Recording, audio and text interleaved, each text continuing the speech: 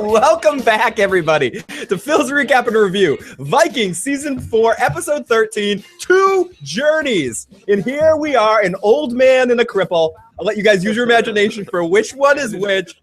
And a nephew and his uncle. Yeah, nephew and his uncle. A lot of weird situations going on here. But we are back here to talk about Vikings a little late in the week. I couldn't do it on Wednesday, and then Joe and I had trouble connecting the last 2 days of the weekend, so we figured Sunday's our usual night. So here we are, and we're also not alone. I see in the corner of my side eye, we have Timo and Critch. We have the live motherfucking chat with us to talk about this episode of Vikings. And also, if you want to get your thoughts in, you can always email me at igotissuesman@gmail.com. We have a phone line open for the evening if you want to call in at 315-948-8237. Again, that's 315-948-8237, or you can call in at 781-990-8509 and leave a voicemail or a text. You can also tweet me at igotissuesman, tweet Joe at DirtyLocks. So let's get into this. This was the Vikings episode that opened up the rest of the Vikings world, and I haven't talked to Joe about this yet. I don't know what he thought, so I'll let Joe take over in a minute, but I have to say right off the bat, I said in the first two episodes when we were doing the live watches, for me right now, Vikings is at an all-time high. As much as I didn't enjoy the beginning half of season 4 that we're in, I felt like it was disjointed, a little bit too much Paris, a little bit too much Wessex. These first 3 episodes is exactly the pacing of in the way that the world's developed of Vikings that it should be. We got just enough Eckbert to make it interesting. Athelwolf, just enough Franca stuff to make it interesting. Everything from the Vikings' perspective. They seem to understand Lagertha a lot more now and giving the fans, it's a little fan service, but I don't care. Give me the fan service all over my fucking face. Let her sexy sword slap me across the face and give me the fan service of what I want to see. I will see it. I don't give a shit. It's fucking amazing seeing her take back Kattegat. This all in all, they gave us the excitement at the end with the attack on Kattegat, but enough build up and tension. The way the music feels a little bit different. The filming of it feels a little bit more film grainy and a little less crystal clear History Channel-y. I feel like this episode was, and I know I'm hyperbolic. I'm always hyperbolic, Joe. This was one of my favorite episodes of Vikings in a long fucking time. It was mine too. Lagertha came down the mountain. I really like the stuff with Ragnar and his dude and the dog there from Family Guy. Brian. Not that dog. The other dog from Family Guy. The old man's dog. Oh, goes in the basement. Oh my god! I hope Lagertha kills guts Aslaug. Oh, that would be amazing. Yeah, I mean, that's what I'm thinking. She kind of like it looked like Lagertha was walking out to be like, I surrender, right? Is that what it looked like to you? Oh, you mean Aslaug was walking out? Aslaug, yeah. Is that what you were thinking? So what I was hoping, right? What I was hoping for was a fight. What I want to see is that you think Warrior Queen is going to fight? Dude, the actual Warrior Queen? You know the end of Batman, spoiler alert for the Michael Keaton Batman. George Clooney? Oh. No, not that one. The one with Michael. Oh, damn it, that was my favorite. Yeah, you love the bat. You love the bat nipples and the bat credit card. That's your favorite part of the movie. But no, the Batman '89. When finally Jack Nicholson been talking shit to Batman the whole movie, Batman just walks up to it and just pummels the fucking crap out of him. That's what I want to see with an Aslaug Lagertha fight. I want to see Aslaug put up a fight. I gotta say, as much as I hate her coming out, grabbing the sword and giving ball and having the balls to come out there. No, Phil. No. Stop it. No, cut that shit. This is why. Let me say this. This is why. If that happened, it would be completely unrealistic. Here's Lagertha, who's been in battle many. Oh no, I want her to die quickly, Joe. Story, but on exactly. So there can't be a fight. There can't be a fight. It would be Aslaug coming out and going for her first attack, a parry, and a kill. That would be it. There would be no epic fighting. It would be like a Steven Seagal showdown at the end. Boom, boom, done. No, Joe, it would be like Daniel LaRusso trying to do the crane technique in front of Bruce Lee, and Bruce Lee just goes and grabs him and rips his heart out and throws him on the floor. This is a woman who spent her life fighting and farming versus a woman who spent her life with servants and then sitting around raising her boys as a queen in Kattegat. Like, no, she hasn't spent a single day training with arms that we've seen, as far as I'm concerned. That she's got a bad sword, though. She's got a really kick-ass looking sword. I hope Lagertha takes that sword from some god through her family over generations, that it was actually just robbed from some other kid. How rewarding, though, is it seeing, and this is what I mean, maybe it's a little fan servicey, but I don't give a shit. How rewarding is it to see Lagertha call her out on her bullshit, to actually put her in her place, to not forget to come back? I fucking love that. I love the show's giving this to us right now. It's about fucking time. It's fantastic, Joe. Fantastic. Let's jump into the live motherfucking chat. Broke Black Man is in the live chat. I'm supposed to do my final project, but listening to you guys is better. We definitely condone putting off school projects to listen to our podcast. That's actually anything should be put off for us. That's our underscore. It's Phil's recap and review. Put off all your shit to listen. No, really do thank you for that, buddy. Anything you can do later, you should, so you can do us now. Oh yeah. See, when Joe and I start talking too much about Lagertha, we're open for anything. We're open for business. William, great to see you, buddy. And what's up, you motherfucker? William, great to see you. Great to see Broke Black. Great to see Critch, John. I think you're right, Joe. Joe loves to hear that. He doesn't even care if it's out of context. Just hearing someone say, I think you're right, Joe, makes him feel great. I don't even know what it's about. I don't care. Timo, we love you, Timo. Timo's in the live chat. We got Eli. I don't even watch Vikings. I'm just here for the motherfucking chat. Great to see you, William. Disregard my last comment, Timo. Sorry, still driving. I don't have your crown emoji available right now, Eli. I will when I get home. David Adams, shout out to Phil and Joe. I've only watched the first season, but I got to like and share this. Thank you, David Adams, for all your fucking support. Oh, we got Jon Snow in the live motherfucking chat. You know Ivar was a character. Who else gets mentioned in Pleas to the Vatican City? Laugh my ass if it always happens again. Don't talk to me about my daily part of Ramsey's. Oh, we got Ramsey Snow shit going on. My final grade this semester. So much great stuff going on in the live fucking chat. Thank you to everyone that's joining us. Let's get into this. Not quite into the recap, but just talk about some points. Just more excellent visuals. I was saying this earlier. Great film stock. It was just less of a clear look, like really gritty everything. This season for the beginning part just has such a great cinematic feel. Sounds of the ocean. Rap. And Joe mentioned this beginning, but the thing that sold this episode, Joe and I talked about this in the first two episodes, and it's even more evident in this episode, seeing him actually interact with Travis Fimmel and seeing the Ragnar stuff. The kid that they cast, Alex Hugh Anderson, I believe is his name, for Ivar, is fucking perfect. He does well. He does really well, and it's something I'm very afraid of. I don't want to go as far to say I'm confident about the show without Ragnar, because I think we're just getting the Ragnar.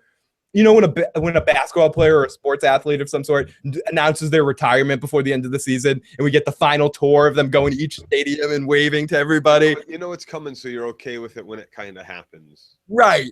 I feel like that's what we're getting with Ragnar. They're like, guys, we didn't want to leave on junky Ragnar. We want to give you ballsy to the wall, cocky personality. Right. It's one thing watching Pappy go out and everybody waves bye to Pappy. It's another thing like Pappy gets beamed in a game and ends his career because he's drooling out the side of his mouth like Caglignaro for the rest of his life, right? Come on. Whoa, Joe, that's some I mean, I totally like you're going, that's a deep cut. That's a deep baseball cut there, Joe. Like not Caglignaro, the other guys there. No, I know exactly.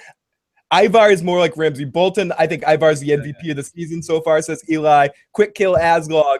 Hashtag Blood Eagle that bitch. And great plan by Lagertha to get Ragnar's sons out of that. We'll get into that when we get to that point in the episode. But I think, again, really smart tactics, because she doesn't know Ragnar's not coming back, or doesn't feel like Ragnar's not coming back, or the sons are, or when Bjorn comes back even. She doesn't want Ragnar's kids dead. She doesn't want to go out of her way to kill them. She wants to keep them out of the way so she could do. And truth be told, Lagertha doesn't really want to kill other Vikings. That's not what gets her off. She is good at it, but she stops the fight. She stops the violence at one point in time because she just can't deal with it. And she knows that it's not going to take much of a push to get people to stop following Aslaug and start following her. I'm really happy they showed that that the Vikings were, and they kind of talked about it a little bit with Bjorn and the two and the fine hairs when they come to town, and he's like, hey, excuse me, we Bjorn basically says to him, glad to hear. It was good to hear about recent victories and everything. And he calls him a king and all that. It's good to see that it was the victories he was talking about was fighting other Vikings, and then we see Aslaug coming to town and fighting other Vikings. That we actually see they weren't just raiders and raiding outside of the family outside area. Yeah, outside right. They were raiding inside the family, inside areas, and that was one of the risks you took when all your men went away and these big hordes, got in boats and left. Now towns were weak and towns were ripe for being plucked by people like Lagertha right now, who was like, yeah, my 60 soldiers aren't gonna help, 100 soldiers aren't gonna really help anybody on those boats, and that's really, really fucking expensive. But when all you people go, I'm gonna go take Kattegat. Now, Joe, I need to talk to you for a second about a question I have, and this is one of these stupid. Phil has a stupid issue about something. I got a stupid issue.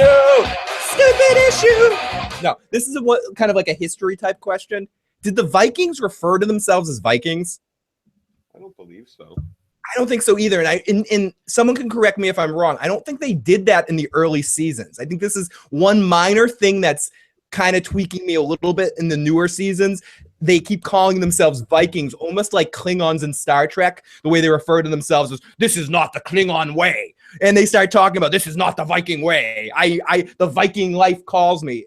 In my memory, in the early seasons, they never really referred to themselves. Pagan or something, right? Pagan, or they would say Northmen, or they would say we're just men. I don't think they ever used the terms Vikings, but they seem like now every other line at some point at the end of a scene is, this is what it's like to be Viking Ragnar. I am a Viking Ragnar. Right. And I mean, that's a very minor gripe. That it doesn't bother me a lot, but it's just something that I've been noticing a lot, especially in this episode. There were like 20 times, I'm exaggerating, but there were like 20 times to me that they just stuck in the word Viking. Just we need to say Viking more is what we need to do. Huh. They said they were, Critcher says they said they were going Viking. Oh, okay, maybe I heard it wrong. Okay, so maybe I'm just hearing it wrong and I'm using my brain and I'm thinking they're talking about. Oh, and I also want to add that I'm fucking wrong. Don't listen to me. I've been wrong before and I'm going to be wrong again. Vikings is in fact on straight to February. Anyone that's listened to our first few casts, when I said that there's no break. It's on straight through February. Good. Right through Christmas week and everything.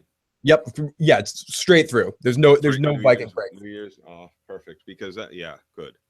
So and again, this is not something that takes away from my enjoyment of the show. That's just I'm a nitpicky cocksucking douchebag sometimes. So there it is.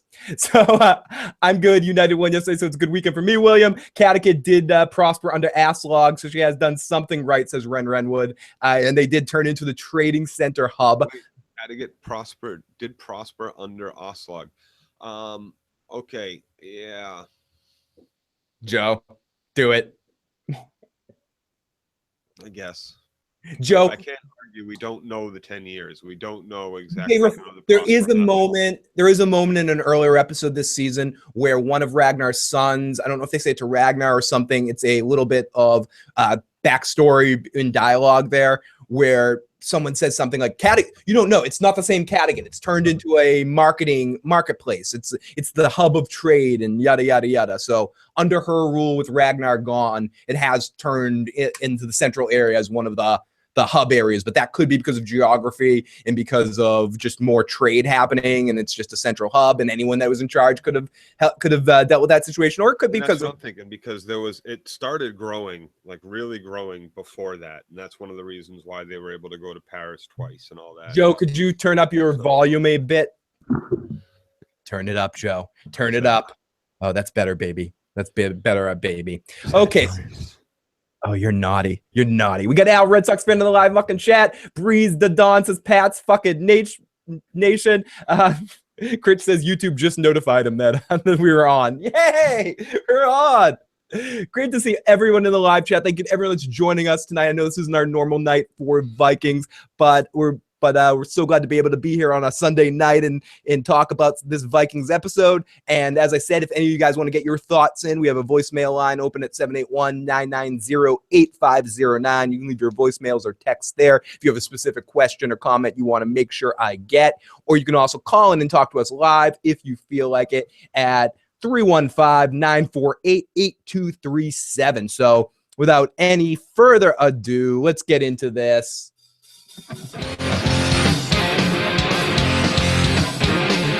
Recap! Oh, yeah.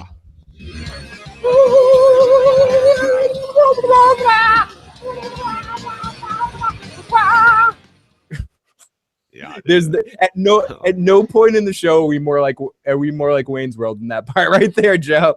That's the part. That's the part. That's the part.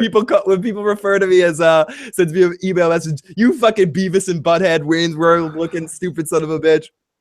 I do have to say a couple of huge thank yous. Thank you to all the support that people have been giving us, and to all of our patrons. We have a special Patreon cast that we do. There's 2 of them so far, and make sure you check that out. If anyone's listening that is on our Patreon, there's a new podcast where I talk about a Batman the Animated Series episode, and Stephanie and I will be on a new one soon talking about her trip to Asia. So we're gonna be doing unique content every month on the Patreon cast. So thank you to everyone that's donating and everyone that's helping out, and super appreciation for that. So, and a quick shout out to anybody who hit up GoFundMe. Yeah, lots of love. My reasons there for the other page, but thank you. Oh, Batman Beyond tie. Joe and I love Batman Beyond.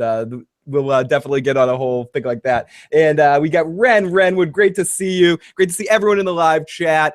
And also, if you haven't already, make sure you check out our podcast. You can download us, the audio cast, and support us that way as well. So, yada, yada, yada, zippity doodah, zippity yay, all the happy horseshit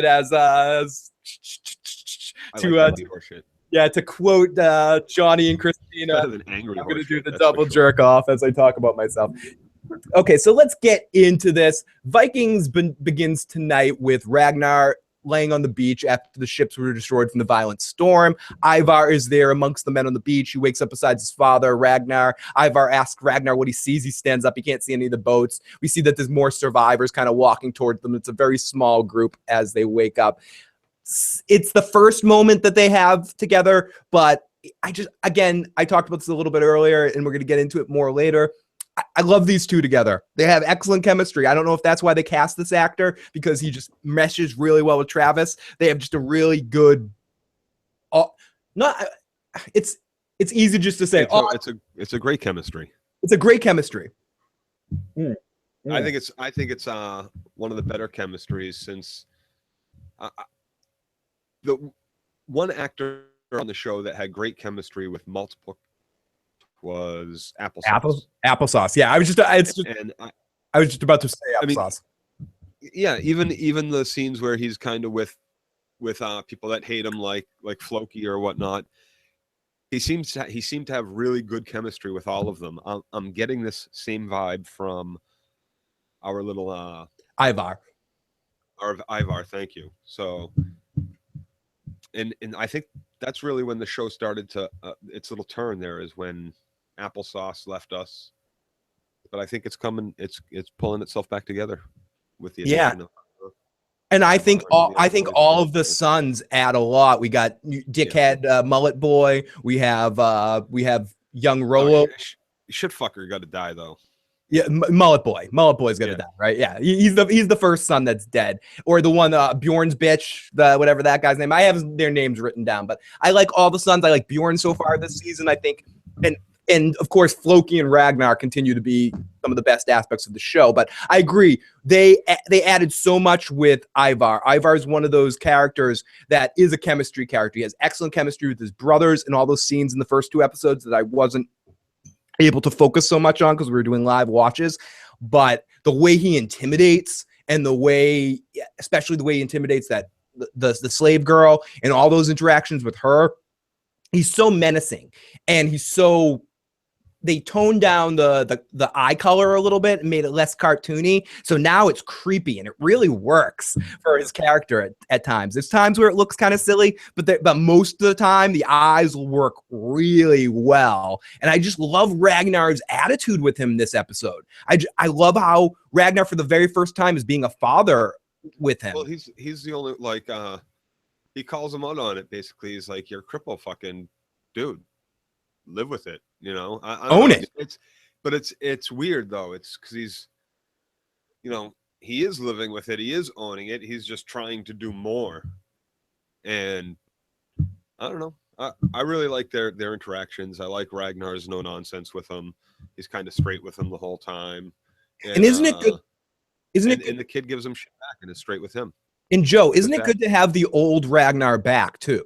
I mean, or Ragnar more is his own. I don't feel like this is the old Ragnar at all. I feel like he's broken and defeated and basically like walking into his death. It's weird. I guess what I mean by the old Ragnar, when like he's like, we got to take care of these. We got to go this alone. We can't be with these people. We'll get attacked and we'll all be murdered. So we got to get rid of we got to ditch them. And like basically that night, fucking Ivar slithers in and fucking murders everybody on his own. Everybody, the whole fucking lot of them, all of them. I love every single dude. one of them. I know it's horrible, but I love that part. I don't think so. I think it was all fucking Ivar. He was like, okay, we don't have to ditch them. That'll be too hard. Let me just go fucking murder them all anyway. And then and then if their bodies get found, they'll be like, oh, okay, problem solved. No, we're not looking for anybody anymore. We got so many people in the live chat right now. We have all of our friends. We have IC, Jon Snow, William, Timo. I'm just glad Ragnar's back to killing and doing evil shit. He said it made Ivar stronger than the rest of his sons. It does, like it really.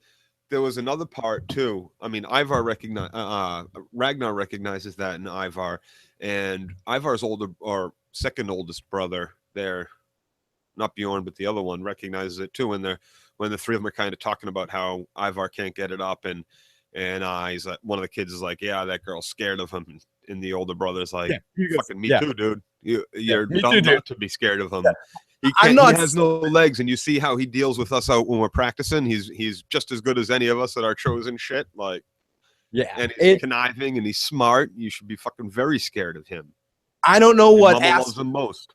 I don't know what asshole mullet guy is thinking because he's asking for it. He's away now, but he doesn't see what that kid's capable of. Ivar is not away now.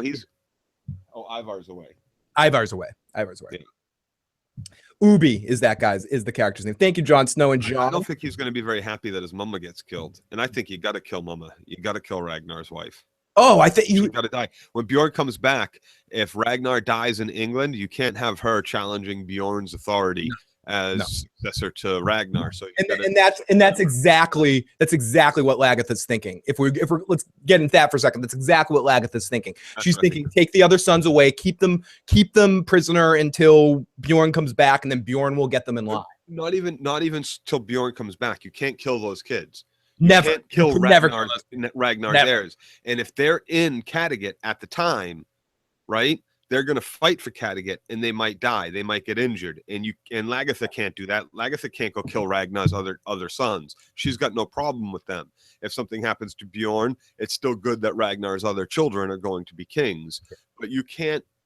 If she kills them, then she's killing Ragnar's kids. And if Ragnar comes back, then he's going to be pissed. If Ragnar comes back and his ex-wife, who he doesn't love anymore, is gone, maybe he can forgive Lagertha for that. So, John, I just want to go into the live motherfucking chat right here. John says she can't kill Aslaug. Critch says, afraid Lagertha won't kill Aslaug. William says, why can't she? John, explain yourself.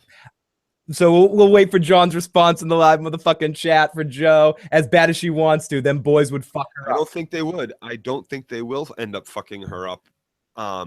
I think she can manage those two boys. I think that with the rest of her soldiers about, I don't think that will be a big problem. Timo, I just want to add Timo's comment. No matter how good the episode is, I always feel disappointed Aslaug is still breathing. Hashtag Blood Eagle that bitch. William says, what happens again? Katie is not feeling 100% tonight, but she'll be back with us occasionally throughout the seasons and throughout different times here and there. So she's still flying about. She's out delivering some messages to some kitties. It's the what is it? The werewood season, so she's got packages. She's got packages she needs to deliver right now. Yeah. Katie's off delivery, but she'll definitely be back. The were log. Yeah, everybody's got their were log. Yeah, everyone needs their they're out their beer log. A weirwood log. Yeah. I got a weirwood log for Lagertha, Joe. So I can deliver it for you. Yeah, she could definitely deliver it for me. Okay, so Ivar and the survivors. I know. No, Joe, I want to deliver that. No, wait, I want to deliver that myself. Oh, okay. So Ivar and the survivors asked Ragnar what he's going to do. Good question. And he better figure out soon because they're hungry and they haven't eaten in a while. No, then they want some DK. So they're the only survivors. One's angry with him, telling him, your revenge is at the bottom of the sea feeding the fish. So where are your armies? Where's your god? Where's your god now, Ragnar Lothbrok? They're all pissed. And they all came because they got paid, and now that their own fault. It's their own fault. They should have known that Thor would have been pissed that they had to be bought to go on that fucking journey to begin with. They should have been happy to go. Yeah, I mean, or not go. Thor of course is going to be pissed at that and bring the fucking thunder and the rain and the hammer of the gods down upon their ships to be paid into Valhalla. Oh, we got Tim motherfucking Gersh in the house. We got Ty Queen. Cripples. How old do you think Ragnar is? How long would you speculate Ragnar is? I love how point in his life 40. 40. Okay, 40. I love how it seems like people age more in Wessex.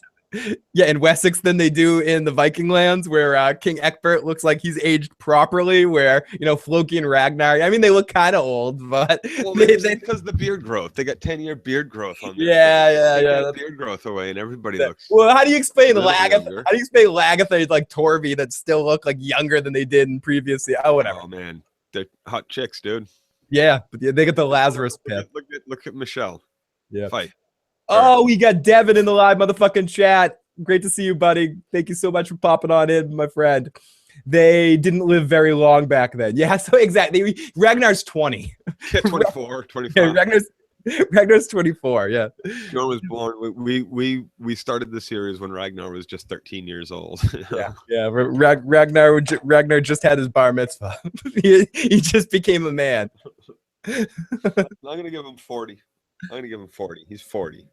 40. Okay, that's good. So they began to 45. They begin to explore the land there, and they hide. Men are hiding on horses, and Ragnar finds a horse and explores the horse's side butthole. No, Ragnar tells Ivar to leave his leg braces behind and crawl. You crawl, bitch. Yeah, it takes too long.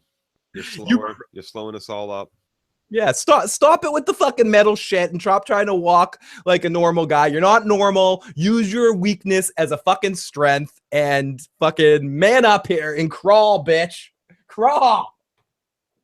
That's what he basically says. So and with those crutches in his hands, when it comes down to it, it's harder for him to get ready and be on point to fight. Yeah. Without them, he's ready to start rolling around and cutting Achilles. Yeah, no, absolutely. I mean, I think it's all about finding the right medium for him to attack. It's like the Mighty Ducks. The Mighty Duck is each one of the Mighty Ducks has a different weird, crazy hockey ability. And Gordon Ramsay needs to figure out the right way to let Fulton Reed I'm talking about the Mighty Ducks, but I just mean that we just need to find the right medium for Ivar to kill people. We need, if it's on his hands and knees, we get a little wheelbarrow to drag him during battle, put him on people's shoulders or something like that. There's got to be ways.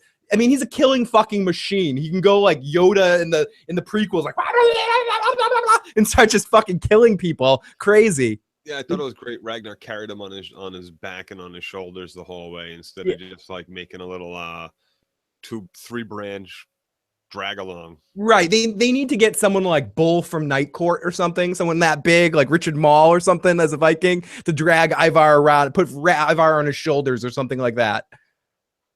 Something, a wheelbarrow, anything. A hodor. Jon Snow says, I love when Ivar crawls on the floor. Shit freaks me out. I'm loving him right now. And I keep expecting Ragnar to turn around and offer me a popsicle in the basement. We are still towards the beginning, Eli. We are at the very opening scene where Ragnar is, they're beginning to explore the land, hiding. Ragnar tells Ivar to leave his leg braces behind, and he can't make it. And Ivar says the braces make him walk like a normal man. Ragnar jumps on him and just jumps on him. I love Ragnar in this scene. Jumps right on, takes the braces off, throws them off, and says, almost like the episode of Seinfeld when George Costanza's walking around with the toupee the whole episode. He's like, I think the toupee looks great. And Julia Louis-Dreyfus just like pins him up against a wall and goes, no, bitch, I'm taking that shit off, and rips it off his head, just throws it out a window. That's basically what Ragnar did to him. He just pins him down, rips off the leg braces, and throws them, telling him that it's not normal. That someone in the live chat earlier, I meant to say this, said Ivar's a cross between Bran and Ramsay Snow. That's not bad. That's pretty good. Okay, Joe wins. Ivar needs a Hodor. Yeah, he does. Thank you. Ivar definitely needs a Hodor. Eli says, oh, fuck, it's so good. Ragnar and Ivar have easily become the best part of this back half of the season so far. The reason for average lifespan was about 40 because of the very high infant mortality rate. If you were a farmer, you could easily live to 60, 65, says John. Thank you for the fucking information. Yeah, that was me, Phil. Great stuff in the live fucking chat, as always. Thank you to everyone that's popping on in to check this out tonight. Thank you to everybody. And also, Critch, Ragnar, original disability rights advocate. Eli and Timo, we can't expect our next. We can expect you in the next live stream appearance spots. Only the gods will know. Only the gods will know. Okay, so they begin to, and I also wanted to mention, if any of our regular FOPs could do us a favor and call in at 781-990-8509 and leave us or Skype us at I Got Issues Man is my Skype name. Leave me a voicemail or something about your favorite television moments of the year. Joe and I, maybe with Katie if she is around as well, are going to, in the week in between Christmas and New Year's, we're going to do a New Year's Eve. We're going to do a podcast, which is our favorite television moments of the year, and just talk about a couple of our favorite moments. So if any of you guys want to get your thoughts and comments in on that, please leave us a voicemail, a text, or something like that. We'd love to hear you guys' thoughts about your favorite television moments of this year so far. Excuse me. Okay, so here we go. They begin to explore the lands they're hiding as Ragnar tells Ivar to leave the braces behind, and then he goes, drink, crawl for your booze, rummy, and he makes Ivar crawl along. So here we go. Meanwhile, on the Normandy coast, Bjorn, good, thank God that wasn't my drink.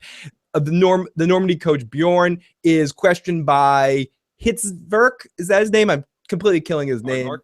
Hardvark about contacting Uncle Rollo. And the music kicks in as we pan out. We see the ships moving. This is some great visuals. Some of the stuff I love most about Vikings that we didn't get enough of. On the hill was sweet. Yeah, and they really there before. And Joe, they really took their time with the visuals of this scene, where they just show you. I wrote in my notes that we get some Viking rowing and Viking boat porn. It was like just moments where we just get to watch the ship sail, and there's nothing else in the scene. They extend the scenes longer than it has to go, just so we can see the ship sailing. We get a lot of this in Star Trek too, with the Enterprise, especially in the first Star Trek movie, where you just get ship porn, where they just show you the ship for no reason. You're like, oh yeah, look at that fucking ship. Oh fuck. Well, of course you got to see that ship for no reason. You got to see it for many reasons. You want to see the ship. No, I like porn. I'm not saying there's anything wrong with porn, Joe. Do we live in a world where porn is wrong? Star Trek without the Enterprise? What is Vikings without those fucking dragon boats? But that's what I'm saying. Like I appreciate the porn. I appreciate. You better appreciate the porn. Hard work goes into that wood. Dude, that wood is so hard. The way Floki slams that wood. Oh man, this has devolved into. What is this stream de-evolved into? Okay, so the music kicks in. We see some awesome visuals of the ships, and they head to shore as Floki gives Bjorn that I hate Rollo look as we get some Vikings rowing and some porn. So then we go in, and speaking of getting off on watching something. Rollo is watching the ships come in and smiling and touching himself under the he's table. loving it. He's got friends. His family's coming back. Can I go with them, please? Can I go with them, sweetie? I just want to go with them. Yeah, he's like Ray Liotta at the end of Goodfellas. He's just like, oh, my life is boring. I'm a regular everyday schlub now. The spaghetti sauce is ketchup. Yeah, exactly. It's like noodles and it's like noodles and ketchup up in this fucking piece. Steve Martin at the end of what's that Steve Martin movie? My Blue Heaven. Joe, I got you on that one. Ren Renwood says, but Ren Renwood has a good question. But what is Rollo without his shirt? He's just another guy. That's right. That's right, Rollo with a shirt. Exactly. What is Rollo without his shirt? Just exactly. I'm sorry, Ren wrote it wrong, but yeah, exactly. What's Rollo without his shirt off? Just another guy. Yeah, he's a total pussy, says Sean. Maybe he's if French now too, so he's just gonna give the kingdom up. William has a good point though. We wouldn't have got that boat porn if Barry Allen didn't set up Flashpoint and mess with the timeline. That fucking Barry Allen. Okay, so the crew's upset. Our next scene, we have the crew upset that they have to carry the cripple. And Ivar says, everyone will blame him for this disaster. And Ivar, some people can do this. Some people can't. Oh, some actors pull this shit off. Some people don't. When they just go, laugh maniacally. Or something like, and they can just push it off. Sometimes it comes off very fake. The way Ivar laughs, it's very evil and it's very believable. And he laughs and he's laughing at Ragnar. And Ragnar asks him what's so funny. And he just says, the great Ragnar Lothbrok acting like a nurse to a cripple. And this starts it. We've got it through the whole time. People were saying in the live chat, Joe and I have hammered the point in like some dirty sexual act that I don't want to specify right now. We're hammering that shit in. I just pulled all anthrax, sexual organ located in the low abdominal area. Just say dick, man. So Ragnar asks him what's so funny, and he says it's just the great Ragnar Lothbrok acting like a cripple. So Ragnar isn't pleased by his comments, but he smiles at him. But what we're saying is, the balance of these two is just really good. They just have a great chemistry. We're repeating ourselves over and over again, but they just have such a great balance. And my fear is that when Ragnar's gone, Ivar is going to need someone else that has that balance off of him. And maybe one of his brothers will be that person for him. I think it's going to be the oldest brother. That's the only one. Edu, or whatever his name is. Yeah. He's the only one that seems to give him enough respect. Yeah. I really think so. I think that it'll be him. I think that they'll play well with each other. Sorry, I got the porn stuff on my mind. Play well with each other. We get more into that Viking porn, Joe. So, we got Sylvia in the live motherfucking chat. Bjorn is still always my boy, says Uba. Thank you, Eli.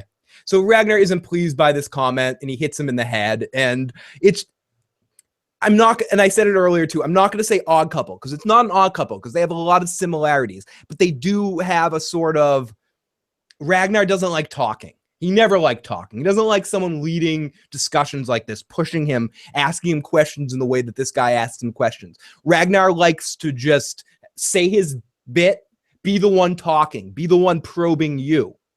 Right. He doesn't like being probed. He doesn't like having someone push him like this. Applesauce did it a couple times, and Ragnar kind of refuted him. No, you're my fucking slave. Don't fucking forget it, Applesauce. No, I think he kind of enjoys it from his son. Yeah, but that's what I was just about to say that, Joe. Yeah. From Ivar, he likes it because he sees himself in him, and he sees that all the struggle that he went through. We get to this in a scene when he finally breaks it down to Ivar. But because Ragnar had to struggle so much at the beginning, and what he had to deal with, Earl D'Artagnan over there, the guy in season 1 that we forget about, our Earl Usual Suspects guy, what was his name in season 1? You got people will know what the fuck I'm talking about. He having to deal with all of that sort of stuff and dealing with everything coming up from nothing to where the point he went, in not the same way, because Ivar has to deal with it more like a bigger thing, a bigger problem, but he's hungrier. And he developed that thing. The other sons are too well fed to really have that killer, instinct. excuse me, that Ragnar. Right, but and from their point of view, though, the cripple's been too well fed. Mom's favorite and Mama's boy and all that shit. But let's not forget what But- happens in the second half of, or the first half of the season, where she only treats him that way because she's afraid of him, though. Like she is his favorite, but she's also the one he's the one he's afraid of because of, I forget about it because I'm just like yada yada on it. But as young Ivar, doesn't he choke out another kid or some shit like that? Didn't we see all that in the first half of the season? Yes. He like hit some kid with an axe. yeah, hit some kid with an axe. It does all this horrible shit. So like, Yep. I Remember that now. Yeah. Some kids were trying to bully him, so he clubbed them with an axe. Yeah, you bet your ass if I had a kid like that, I'm keeping it a wad berth. You know, I'll be afraid of that little Chucky doll. You know, I'm fucking Earl. Joe, could you pronounce that in the live chat? Earl, yeah, Haraldson. Woody Harrelson? Is Woody Harrelson on the show? So yeah, Earl D'Artagnan. Thank you guys in the live motherfucking chat. In prison there. Yep. Prison. So okay, so Ragnar isn't pleased by this comment. Our next scene is Prince Athelwulf. Oh, dude, Athelwulf and his men come across a wreckage from Ragnar's ship. Athelwulf comes off less penis-ish or less like, but again, I guess we haven't seen him whipping himself or getting himself whipped for sexual pleasure or anything like that. So, but he seems a little bit more together at this point. And he comes across the wreckage from Ragnar's ship and he orders his men to find Ragnar. We need to kill Spider-Man. He investigates the wreckage and pulls out Ragnar's flag or whatever. Oh yeah, and knows it to be Ragnar's flag. Yeah, Applewolf. Ragnar must be here too. Applewolf, as Timo says. Eli says Ivar's my new favorite. To be honest, I had a lot of doubts about him at the end of the first half of last season, and me too. That last scene that you could almost call the stinger of the first half of the season, where we finally meet the sons and they're all sitting around talking. Ivar was my least favorite. I think that's why I'm bemusing the point and going on and on about it, because I was really convinced that kid was gonna suck. I was convinced they were all gonna suck. Yeah, me too, Joe. Kind of like, okay, the one that I really think sucks, I'm pretty sure is gonna get murdered soon. Yeah, he's dead. Yeah, I'm hoping is at least murdered soon. Doesn't become a big part of the show or the history or whatever. Yeah, that dude's dead. All be famous, right? Eli says ankle wolf is what I call him because he's always licking boots all the time. I wish I knew the name of the Family Guy dog. Brian? Not that dog. The other dog. I guess I don't watch Family Guy enough to know. Come on and get some popsicles. Oh, not the dog. The old man that tries to molest Chris all the time. No, but he has a dog that crawls on two front paws. People in the live chat might be able to help you out with that, Joe. You know nothing, John. They're giving him a name. Yeah, you better. I better learn his name, or I'm gonna give him one. So Bjorn arrives to see his uncle Rollo or he's starting arriving in Franca. Jesse, Tim Gersh says. Jesse's the name. I think that part was cool, but I still don't really like him. I don't really hate him. I just don't like him. I fucking hate all the kids when they did that time skip, but I love Ivar now. Herbert the pervert. Jesse is the dog, so Tim. So Bjorn orders Floki in this scene to not do anything stupid, and I also love how Floki in this scene says, "Oh, treachery pays off well." This is one of the best Floki scenes in the entire series. Him in this usually does pay off well for a lot of people. Yeah, no. Again, I mentioned this a lot, but in the Matrix, Joey Pants takes that pill. He's living the good life, dude. He gets steak, dude. Steak night, Joe. He gets A1 sauce too for that shit. Steak. So Bjorn orders Floki. We know too much about this shit, dude. This weird shit I know, this is getting weird. So Bjorn orders Floki not to do anything stupid. Floki says he's never done anything stupid in his whole life. And I just wrote in big capital letters, love Floki in this scene. But he's contemplating it over dealing with this scum, referring to Rollo.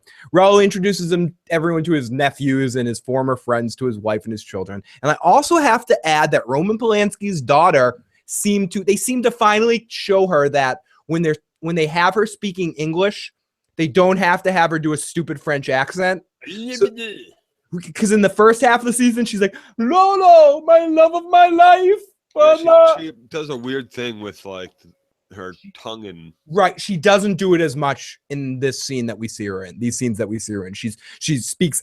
She's a little less annoying. She's outraged and she's yelling, and it's hard. If you do this shit, if you go fucking with your fucking freak pagan family members and go raid the countryside of my father's countryside, I'll be pissed and you'll be done. I'm leaving, taking the kids and gone. You fucking asshole animal. So Rollo says he doesn't want to apologize. This is where Rollo and his wife, they meet everybody, and then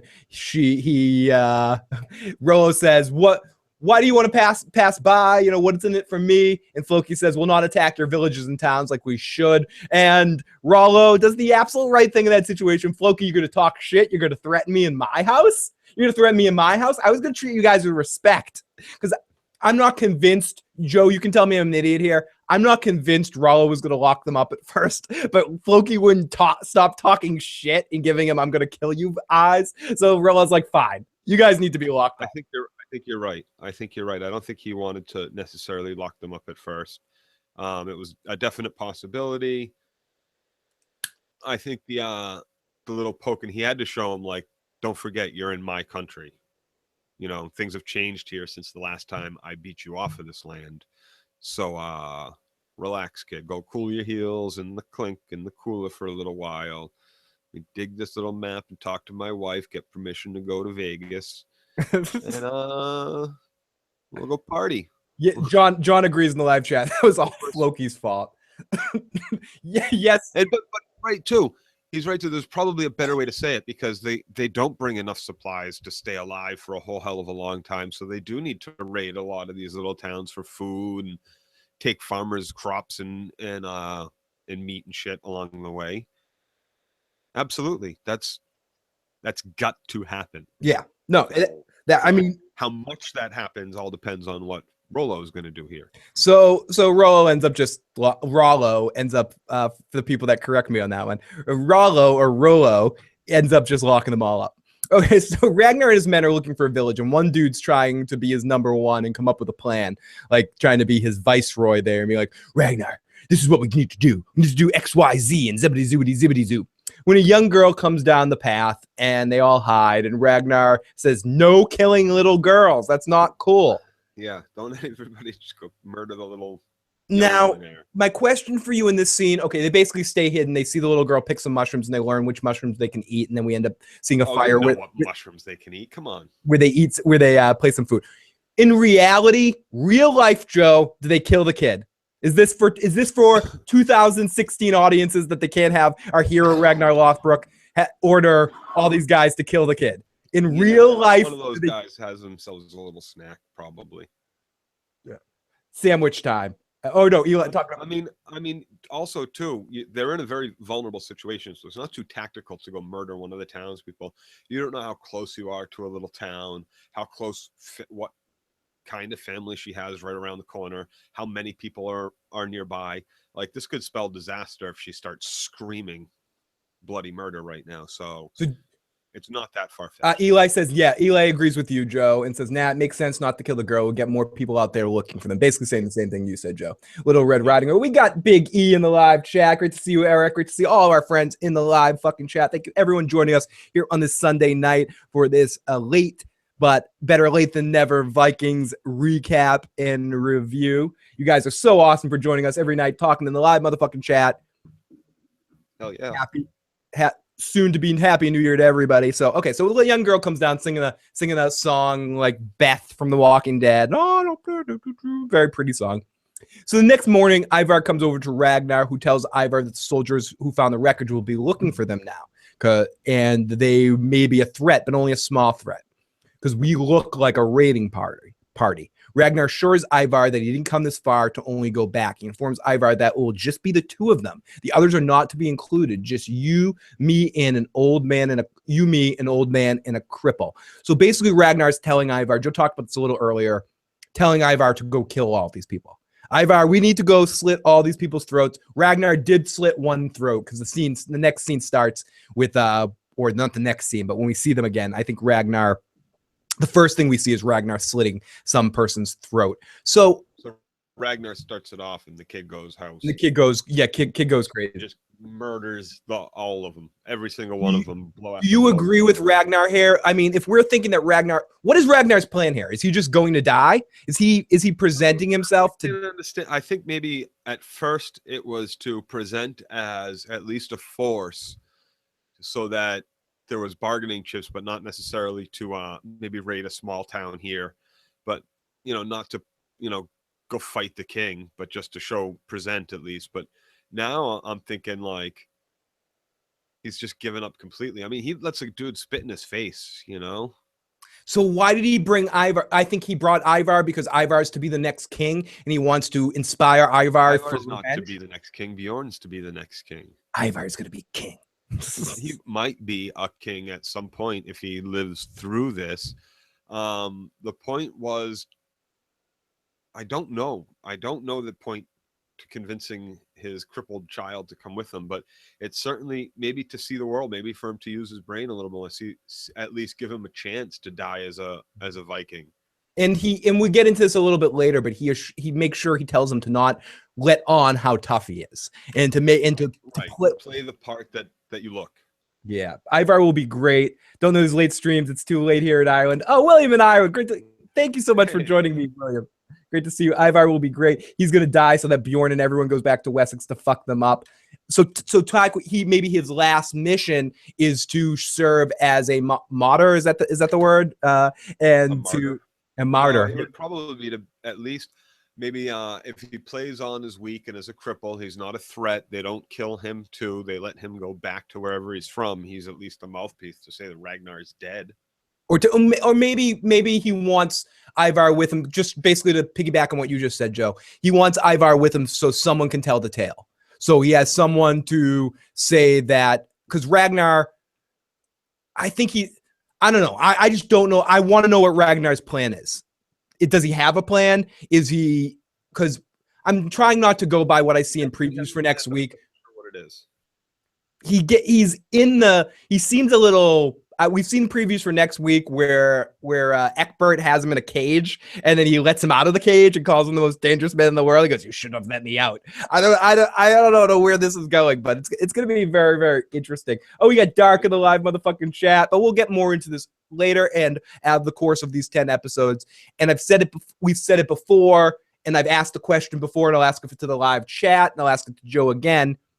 Is this Ragnar's final tour? Does Ragnar make it out of season 4? Is that our end of the season, or I'm going to say this. Spoilers for everybody out there. Yeah. I think he gets tossed in a pit at the end of the season and maybe dies at the beginning of next season. Can we have that discussion here for a second? Is history spoilers? I mean, for anybody who doesn't know history, know that this is tightly based. Tightly. Is that what they say at a whorehouse? Come on in and tightly loosely. I don't know how exactly to put it, but if this is based on a version of history, Ragnar dies in a pit of snakes in crazy wacko Queens area, I believe. Or isn't it fucking what do you call it? It's where he has another son. No, it's King Harold. I think it is. It's that other dude, the dude with the beard, the dude that looks like John Rhys Davis with the soul glow in his hair. Right? I think he's the one that gets him in the history books. And I know, we're spoiling Viking, but they don't always go by the history. And there's a couple of legends to what happens to Ragnar. There's a couple of other. I think the main one is he gets thrown in a pit of snakes. That's how he dies. Yeah. And people in the boys go avenge him and fucking Ailey, yeah, John, yeah, Ailey. It was Ailey the King, and that's why I think he looks like John Rhys Davis. Indy. So he and people in the live chat seem to agree that this is Ragnar's final stretch. They're foreshadowing his death too much for him not to go at the end of the season. Right. I mean, he's tried to hang himself. He let some farmer spit in his face, then gave the farmer a fucking treasure chest to buy him to come with him, and then murdered the farmer or the farmer drowned. I'm not sure. Someone said in the live chat, unless they pull an Assassin's Creed and change history, no. Ailey isn't dead in the show yet. No, he isn't dead in the show yet. And then it goes to our last question. We're gonna Wessex is, I believe, like the last holdout. And I also want to put this spicy meatball out there, as we said it last season. We talked about this a lot last season, but I don't want to answer this question now. I want to talk about this in our season finale podcast. But can the show exist long term? We know there's going to be a season 5. There's 20 episodes in season 5. That is confirmed. That is happening. Can the show exist past season 5 without Ragnar? One thing I want for sure is a lot of times these shows they know they have a season coming up, so they'll film like the first 7 to 10 episodes or some shit like that, right? But they haven't finished filming a season, and then the season gets canceled, and then that's it. They don't come back, So if it's gonna survive, it needs to survive without. If it's gonna, they have 20 episodes. Before, like, they might still be filming this season right now. They are confirmed that they are definitely getting a season 5, and we're getting 20 more episodes of Vikings after these final 10 are done in season 4. There's definitely going to be a season 5 of 20 episodes. It's in season 6 and beyond with Vikings beyond that with Ragnar. Are they just going to set up all of Vikings history past that point? Are we going to be introduced to a Leif Erikson character eventually in the Vikings history stuff? Are we going to be introduced to Leif, although he's famous, his life is kind of fucking boring, if you ask me. He spends most of it. I don't know, Joe. You're the history guy. Tell me, go. Yeah, no, he spends most of it in, I believe, Greenland, if I'm not mistaken. And then, like, when he gets old enough and feels his oats, he's like, I'm going to go explore. And he goes west and lands in Newfoundland for a little while. And then is like, this place sucks. And the locals aren't too nice. And says, yeah, there's a place there, but maybe we don't go.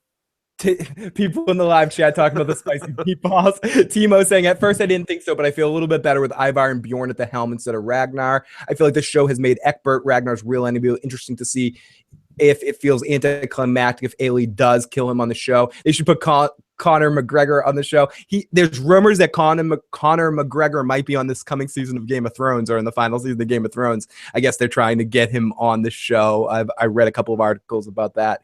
And William says he's the UFC lightweight champion, I believe. Yep. But I think Game of Thrones is trying to get him in some battle scene of some sort. I read an article about that.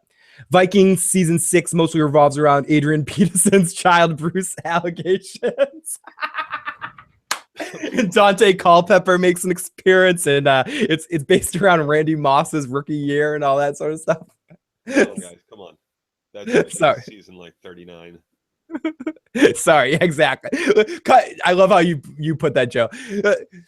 That's completely ridiculous. Cut the shit, guys. That's more like Vikings season 39. That's a long way away. It's so far from there, man. Dude, you're so far away, man. Come on. Sorry. Oh god, I fucking love you guys in the live chat. You guys are amazing. Okay, so back home in Kattegat, Lagertha is watching the villagers train. Aslaug continues to have visions. This time she sees a child running and screaming in blood in the traditional ritual ships on fire with dead bodies on it. Lagertha tells Astrid that she plans to take back Kattegat, that Aslaug isn't fit to be queen. Astrid asks her about Ragnar's children. Lagertha says that they're grown and gone. Astrid reminds her that Ubi and Sigurd are there, staying behind. What are you going to do about that? And Lagertha just turns and smiles. She has a plan, and it involves, at first you get a vibe that maybe she's thinking about killing them, but ultimately her plan, and we're going to get into this, involves Torvi and the slave girl. And she has Torvi, Bjorn's wife, on her side, and she also has the slave girl that she brings. Torvi gives her the information about the slave girl sleeping with Ragnar's kids. So she comes up with this concept of this plan to draw each one of them individually to the slave girl at Lagertha's place to be able to easily capture them, so it's not a big fuss, and get Ragnar's kids out of the way so she can do what she needs to do in Kattegat. Brilliant fucking plan. Work and gets carried out to perfection. So So Ivar crawls and there's some great shit there with the mullet being like he's gonna marry the slave girl, right? Yeah. But that night the oldest of the 4 boys is sleeping with her. Yeah, they're gonna they're gonna share her. They're gonna come up with a what are those things called? Timeshare. They're gonna have a timeshare opportunity with the hooker. What was that, Joe? The mullet wants to marry her, but the slave girl was sleeping with her that night. Like, I don't think he was the other kid was in that room, was he? They weren't tag team. Eli, don't say that. Eli says, "Ugh, my favorite shows are all going to be ending in the next few years." Don't. We'll come up with something. We're going to talk about. There's going to be a Dunk and Egg series. There's got to be a Dunk and Egg series. I hope that book was coming. sweet. You know the Game of Thrones spin-off series are coming, and maybe George R. R. Martin might have a little bit more to do with that. And there's lots. There'll be something new. Westworld's going to be on for a long time. Sorry, Joe. Oh my God. Shut up, Joe. God, wait. The end of this podcast, I'm drunk enough to attack you on Westworld, so it might happen at the end. Joe might hang up at the end of this podcast. Anyway, I thought about watching the Yul Brynner movie.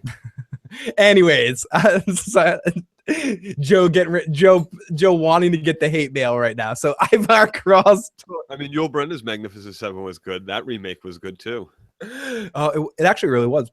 What? The Magnificent Seven with. Oh no, I was thinking of that awful Netflix movie with Adam Sandler, the Ridiculous Seven or whatever it was. Yeah, no, not that. The Magnificent Seven with Denzel. You don't know how many people, Joe, when it comes down to. I don't want to derail this to talk to Westworld talk. Let's wait till the end of the podcast. But you don't know how many times a day I get emails from people that are like, "Get Joe to watch West." Okay. I have said this. I have said that I would think about giving it another shot, and I've thought a lot about it. More than he usually does about shows. Correct. That he checks out on. Actually, watched and binged quite a few other good shows, and have been following quite a few other good shows that have been on this season. And hopefully you get to talk about that in our Moments podcast at the end of the season, where you talk about a couple of more of your favorite shows. Yep, and I've got them written down because there's a lot I want to say about them. But hold your thought on Westworld stuff until.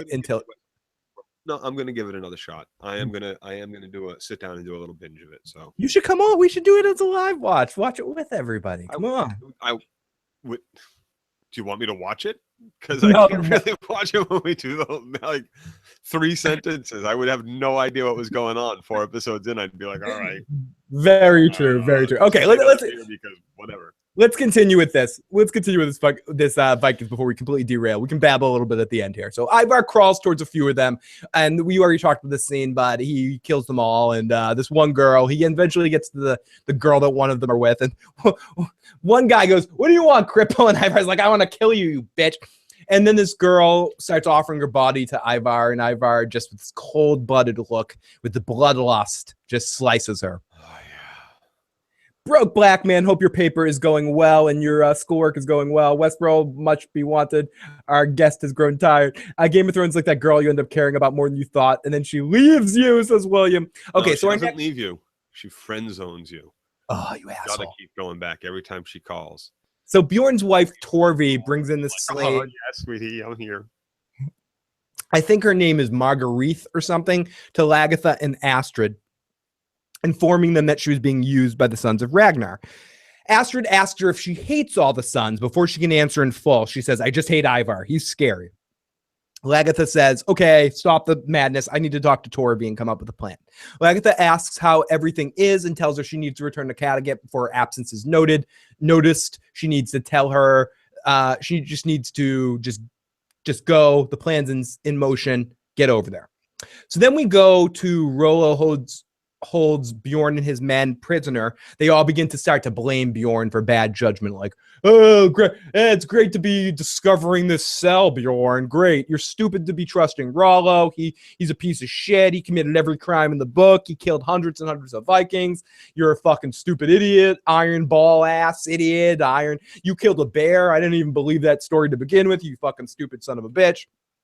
So Floki's remains silent in this whole scene and supporting Bjorn with his silence. And Bjorn ends up coming in. 2 guards come and take Bjorn off, and they yell, "Don't disappoint us, Bjorn." So our next scene that we get, we finally catch up with King Egbert, who definitely looks much older. And Apple Wolf there says that Ragnar has returned. He learns that he came with a fleet, but from the records, we just get basically he tells Egbert that the men that came through, everyone's dead, but Ragnar can't be found. Egbert wants to know who killed those men, but who knows?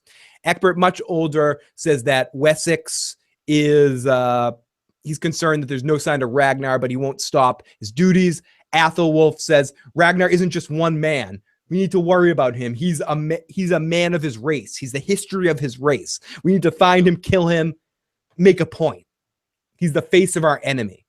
He must fight. Then Judith shows up and interrupts them and says, "Oh, you guys in danger?" And King Egbert says, "As long as it's only him, we're fine. He's just a man." Anything you got to say about those scenes, Joe, other than it happened? Nope. I found them completely useless. We didn't need them at all. We needed nothing. We needed absolutely no Egbert, no Aewolf. We needed none of it.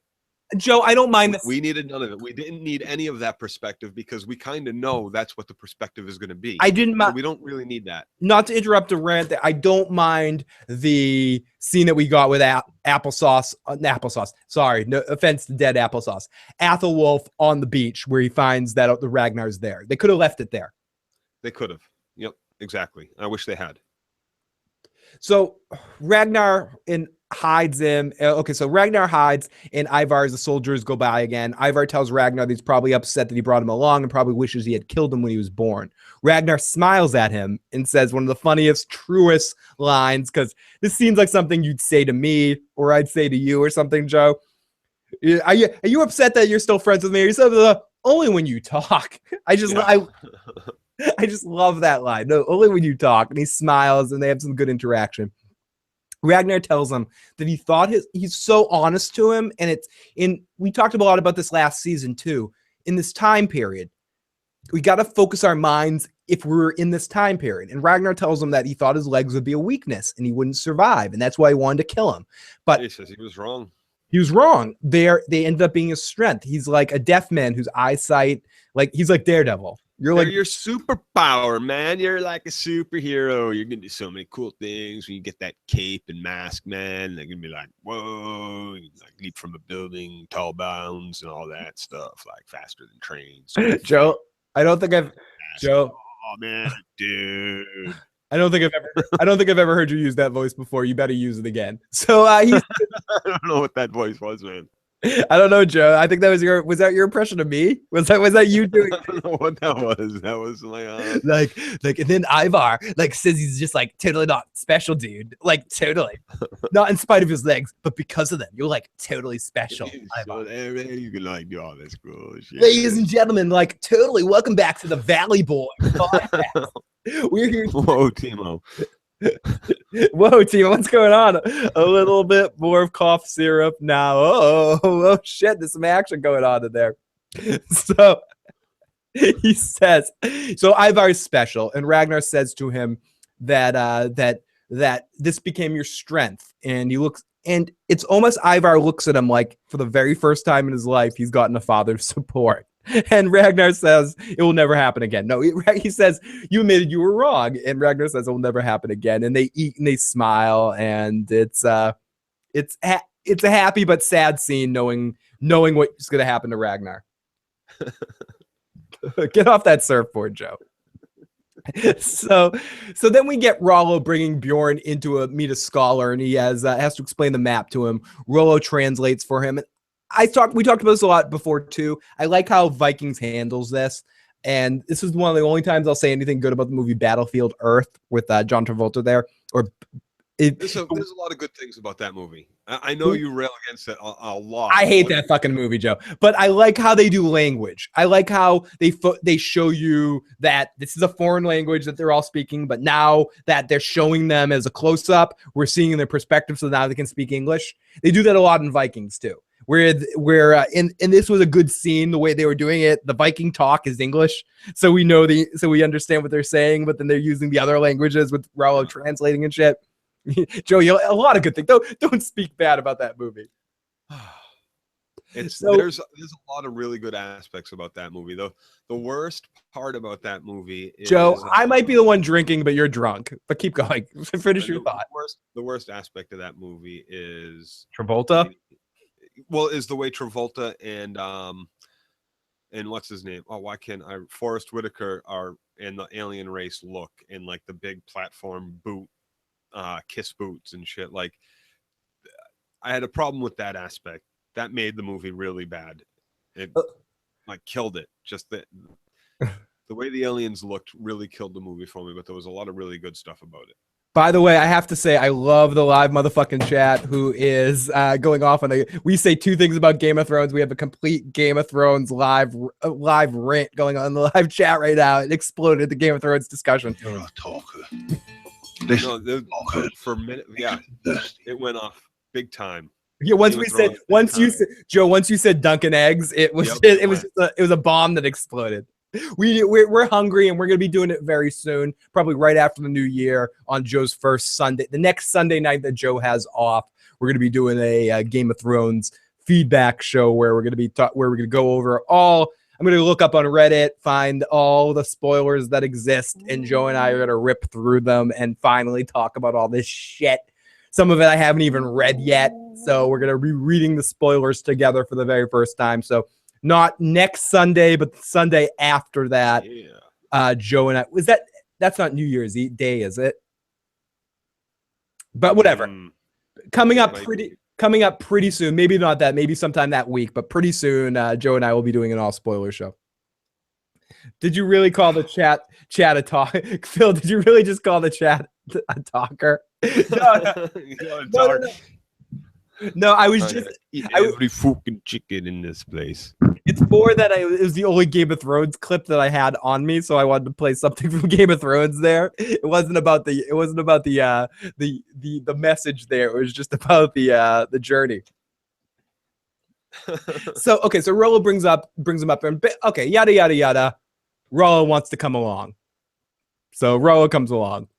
So our next scene, we get this excellent visual of trees and fog. It's just a really great visual. And Ivar, high off of father's love. This is the scene where he's doing donkey sounds. He's like, "Hey, you're my donkey, Ragnar." Giddy up, giddy up. Giddy up, giddy up, giddy up, giddy up. The chat's better. I think Rags is getting a little bit of a kick out of it too. Like it's his kid, it's his son. He never did this with any of them really. Act like getting to, he's acting a little bit below his age, I know, but still, it's kind of funny. Yeah, no, it's super fun. On the Rags a little bit, but not really. Oh, Rags. So Rags covering Ivar in his back. Ivar calls him a donkey, asks him if they're going in the wrong direction. Ragnar tells him that then we're going to walk in the other way, and he makes the sound of a donkey. And Ivar says, "I don't get you. You think the gods don't favor you?" Ivar makes a point that his father, the gods still do favor him. And he says, "If you want to know if the gods still favor you, look at us right now. We're alive." Ragnar says, "You give the gods too much credit. You think everything I did was because of the gods?" And Ivar says, "Well, it never occurred to me that you might be capable. I always thought that the gods just favored you and you were lucky." And it's a very understanding scene where Ragnar's basically teaching his son about. That's all bullshit. That's all fucking bullshit. Yeah, everybody, all these different people have gods, dude, and it's all bullshit. You just got to do shit, man. Yeah, you just got to do shit. And Ivar says, "Oh, maybe you're just capable." So then we get a scene with Princess Polanski here and Rollo, where Rollo's trying to explain to her that he hears the Klingon call. "I hear the bloodlust, Jadzia. I can't do anything about it." I played soccer once with this kid, and I was trying to play soccer, and I jumped up to do a headbutt, and I ended up crushing his head because of my exuberance. So I need to hold. Kind of like that layup you took on the basketball court. Oh, with the big kid where I slammed the ball. Kobayashi or whatever, Kobayashi Maru kid, where I was getting my ass kicked in a game. We've told the story before. I was getting my ass kicked in the game of one-on-one, like really getting my ass kicked. And Joe's like, "Dude, we got to go. Get out of here." Instead of losing the game, I took the ball, I slammed it in the kid's gut, bounced it off his gut, like whoosh, in the gut, dribbled past him, scored a layup, and said, "I win," and ran off. You jump kicked him. I did. Through it. I forgot about the layup, jump kick, front kick, flying side kick, and threw the ball at him. And when you landed, you casually walked away. In fairness, Joe, he was just left standing there like, what the fuck? In fairness, Joe, he was very tall. He was very tall. He was a big kid. You didn't knock him down. The most he was hurt was his feelings. Yeah, his feelings. My kick kind of bounced off him in an Andre the Giant versus Macho Man sort of way. I don't think I ever saw him down the park to play basketball again. No. He was very upset of us. He didn't go out a lot after that basketball. It was very mean of you. It was very people think I'm nice. We were young and we were learning how to behave in the world. Yeah. This was last week. I mean, it was last week, but we're still. This was way over 20 years ago now. Yeah, shut. I don't want to hear about. Don't give me the dates, Joe. I don't know. I don't know the numbers. So people in the live. Well over 20. Shut up. So okay, she's upset. If Rollo leaves to call his Viking Klingon call, she'll disown him and kill the kids. And Rollo's like, "Fuck you! You won't kill shit." And she says, "Fine, I won't kill the kids, but I'll leave you." And Rollo is gonna go anyway. You'll leave me, but I'll come find you. I'm not you. You ain't getting away from me. Sorry, excuse me as I burp. Oh, excuse me. Oh, gross. I'm gross. I'm imagining that moment in my memory, Joe, over and over again, the jump kick and the look on the kid's face. He was stunned. He was like, He just thought he was beating me in a game of basketball. Like, oh, fuck. Okay. He was left stunned. He didn't know what the fuck just happened. God, it was horrible. Okay, so Astrid meets with the brothers who stayed behind, Sigurd and the mullet man, Ubi. Astrid asks how many sons there are of Ragnar, and they joke that they don't know for sure because Ragnar is like the old dirty bastard and lays the seed around a lot. They all raise a drink to Bjorn and Hitzverk, and Ubi and Sigurd ask why the fuck they are there.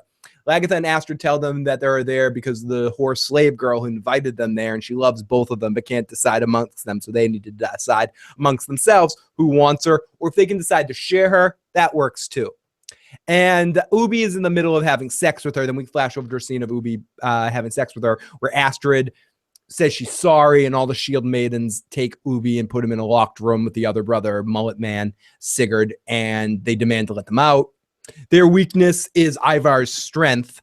Not that Ivar has anything to do with the scene, but I think it's very interesting that in the same episode where a woman offers herself to Ivar to save her life, Ivar ends up killing her, that we see that both of the rest, or two of Ragnar's other sons, are manipulated using their penises. So it just shows another element of why Ivar's stronger than them, that Ivar can never be tricked like this.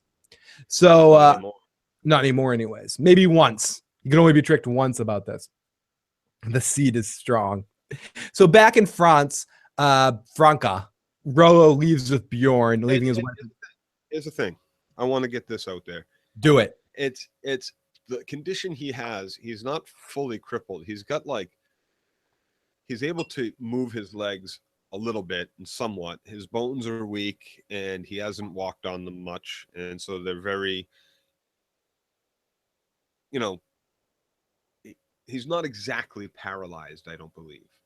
So he might be able to fashion a Woody. He might be able to. He just might not have with her as much as he thought he liked her. He's going into that knowing my three brothers have been with her. Maybe I'm not that into this girl, or maybe the pressure was on. There's a lot of reasons why it might not have worked for him. He's too in his head about it. I'm sure he would know whether or not he's had a boner before in the past. Obviously, something about this girl excited him. He's maybe been excited before. Who knows? But maybe then again, we know he can't. Saying, it didn't work for you and it's never worked in the past, so it's never going to work in the future. But I don't think he's exactly paralyzed, and it might end up working for him. Let's hope. Let us hope. So here we go. We continue back in front. Rollo leaves with them and leaves with his wife and children behind, who are sad and pissed off on the empty throne. It's a good visual. Rollo's hands and feet are suddenly, or they take him and they attack him, or grab him and they bound him and they throw him off a boat with amazing music. It's just a very good visual that happens here in this scene. Kind of a modern sort of, the music is very, I don't know. It's hard to explain in words exactly, but I don't know words. Words are tough for me. So, but it's kind of like a modern feel, and Rollo smiles the whole time knowing what's about to happen. and he needed this. He wanted this. He has to have this. What's dead can never die. What's dead can never die, Joe. Exactly. The drowned gods. Yeah, bro, you stole my words, Joe. Rollo, it's in my notes.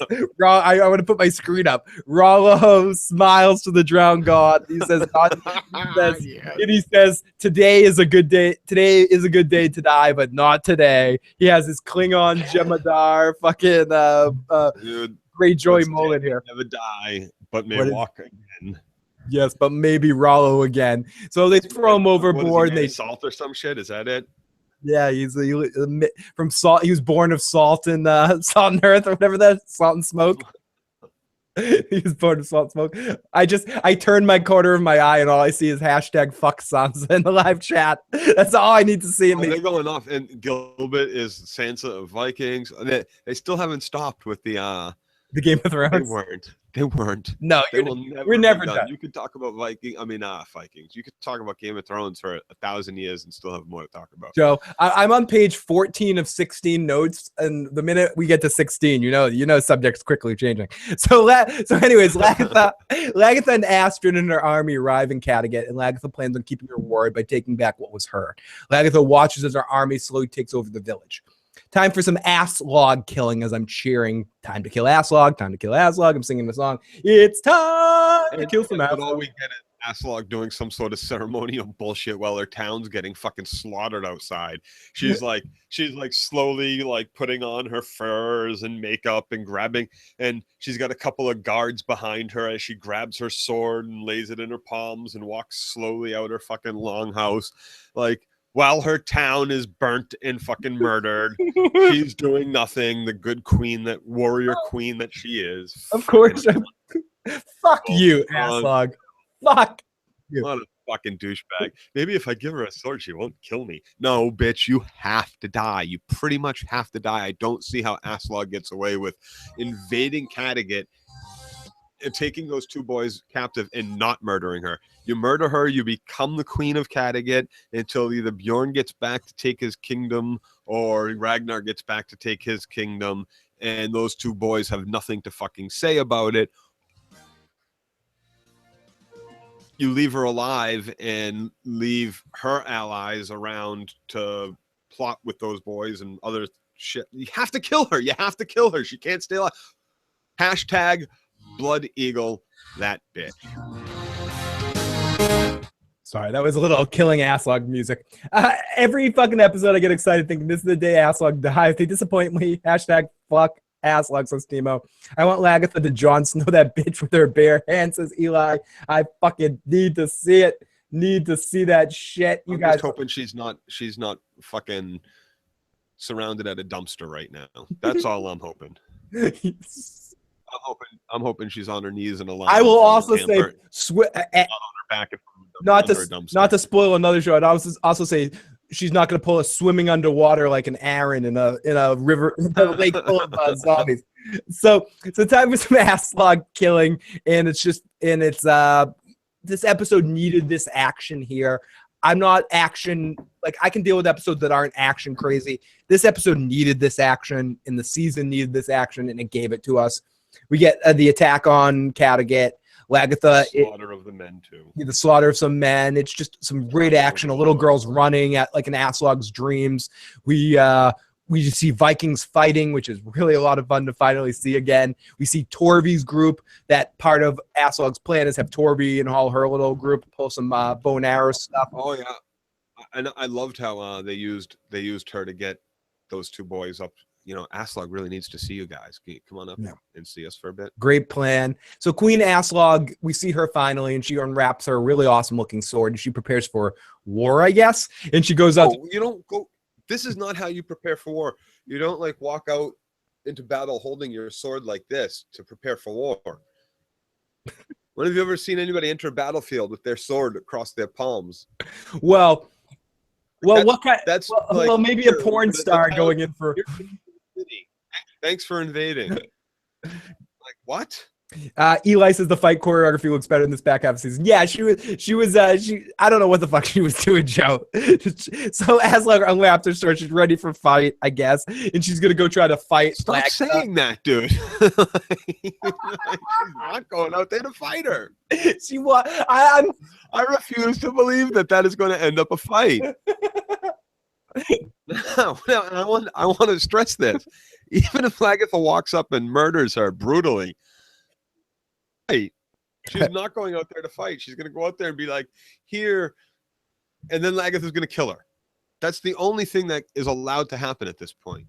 If it doesn't happen, Lagertha loses respect. She's got to murder her. She cannot leave her alive. Got to die. Timo just called me out on what I was trying to do. I'm just trying to call Timo out and anger Timo in the live chat. Put her tilt. She goes, #fuck Aslaug. Stop triggering me, Phil. Damn you. Fuck you. I'm with you, Timo. I'm on your side. You fucking. There won't be any battle of the bitches, William. Aslaug has never yielded a sword in her life. Aslaug has never in like any kind of like. She hasn't even spanked her children. Did she spank Ivar once maybe? And was like, uh-oh, he's going to kill me now. Like, come on, no way. This woman has never fought anybody. She wears Spanx. No, sorry. That's horrible. But Speechless.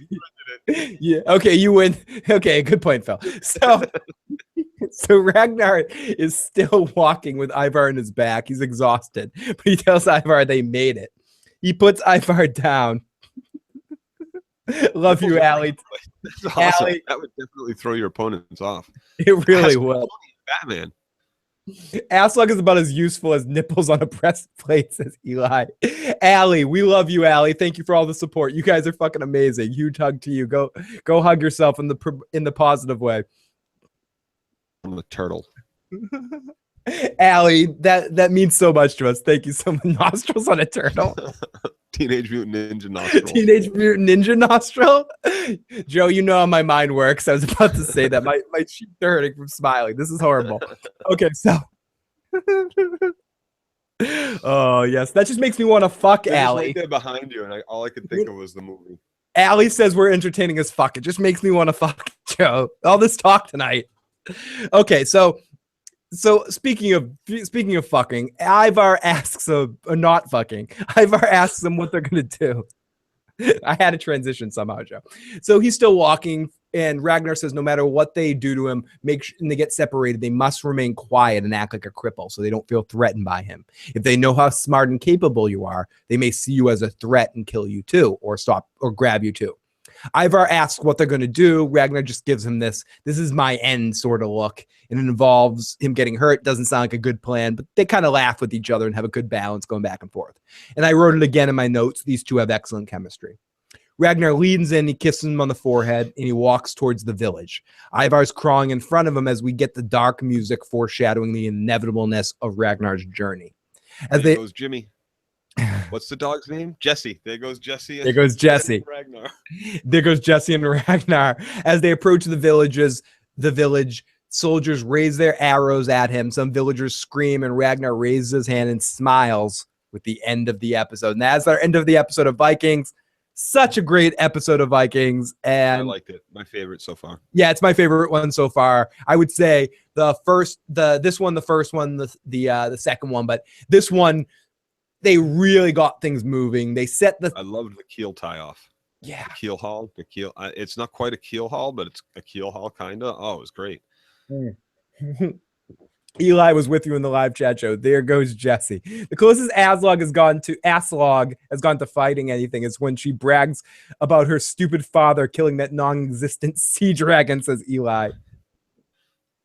So at this point right now, if anyone has been listening to this podcast at this point right now, The Vikings section of the podcast is over. So if anyone doesn't want to hear any maybe Westworld discussion or Game of Thrones discussion for a few seconds here while we wrap things up, won't be too long. We're only going to be on for a few more minutes. But for the Vikings people, thank you so much for watching this podcast. We appreciate it. Thank you so much. If you enjoyed this video, please hit the like button, please hit the subscribe button, and we will be back next week at some point to talk about Vikings. Next week, we'll probably be doing a Wednesday live stream, watching the episode live and doing a stream like that.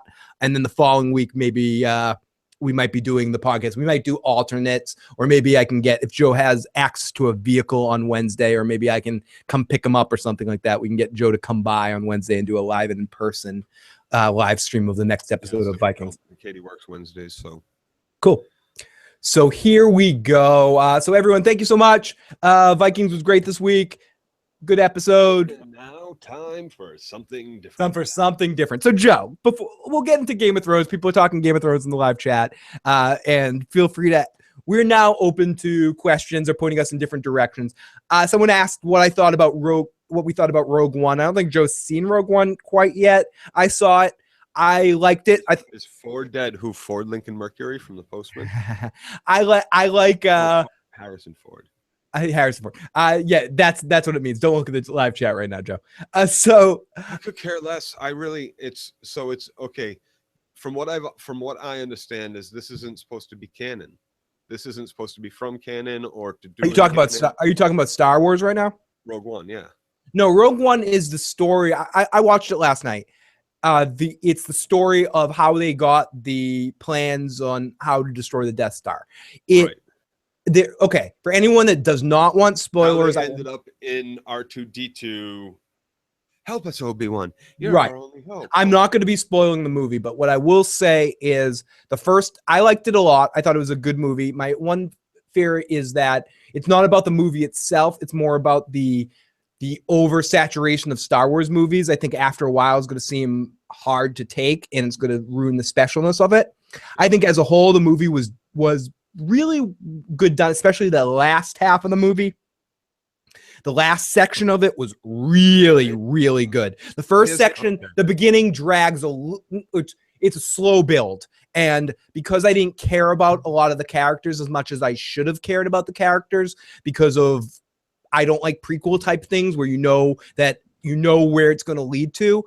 It just made me not invest in the characters quite as much as I probably should have, until we eventually saw, and this is a slight spoiler, but not a big spoiler, until we got into seeing some other characters that we knew were focusing on stuff like that. I didn't get as involved in it, but I think it's a very well-made Star Wars movie, and I think anyone who likes war movies or you really liked that episode 7 though. I liked episode 7 a lot. I'm one of the few people that probably likes episode 7 more than Rogue One. I don't mind in that you're gonna like Rogue One a lot more, Joe. You're gonna enjoy this movie more than you enjoyed episode 7. Here's the thing, like with every movie that has come out since Empire Strikes Back. Right. Okay. Are we gonna get into Return of the Jedi hate here? It has gone. No. But it has been a step down for me. I was still young enough to really enjoy Return of the Jedi. Do I think it holds up? Yes. Do I think it's better than anything that's come out since it? Yes. But I think Joe. I think you're going to actually really like Rogue One. It's an individual story on its own, and it's dark. It's a little real. It's a little bit more gritty in some ways. Hey man, I liked the Ewoks movie. Oh, the TV movie, the Ewoks Adventure. Battle of Endor. Ty Queen's with you, Joe, says Force Awakens sucked. Shut up, Phil. Force Awakens sucks. You're stupid for liking it. I'm sorry. I liked it. I thought it was fun. I'm not going to pretend, but I'm a Star Trek fan when it really comes down to it. I don't think any Star Wars movie is I like it because it's fun and visceral, and I enjoy the fun of it. I'm not thinking too much deep into it, and so I just enjoy it as a fun ride kind of movie. Do I think it has problems? I agree with every criticism people have about it. Every single criticism. It is a remake of New Hope. It is cheesy at a lot of points. Mary Sue, yes. All this fucking shit. I agree with all the criticisms of it. I still enjoy watching it. I watch it, I smile, I have fun. And I know, and hey, I understand. Believe me, as a Steven Seagal fan, as a Van Damme fan, you know, But I'm a Trekkie. If I get want that. something deep, I'll watch a Deep Space Nine or Next Generation episode. I'll watch yesterday's Enterprise if I want a deep sci-fi story. Or I'll pretend to care about Babylon 5 and what. No, I know it's good. Actually, another YouTube channel called Geek Evolution, I'm gonna give them a shout out here, does this series called Deep Space Babylon or something, where they can take two random Babylon 5 and Deep Space Nine episodes and they compare and contrast them. And talk about what's no, not in a bad way, but talk about what's great about both series. Geek Evolution. If anyone's way into comics and like some really in-depth discussions on superhero movies, on the superhero rewinds, Captain Logan is one of the best out there at doing it. It's the opposite of our channel where they never swear on the channel, Joe. They're one of those channels that never swears. No, they couldn't have me on. Like I just finished. They couldn't have us on.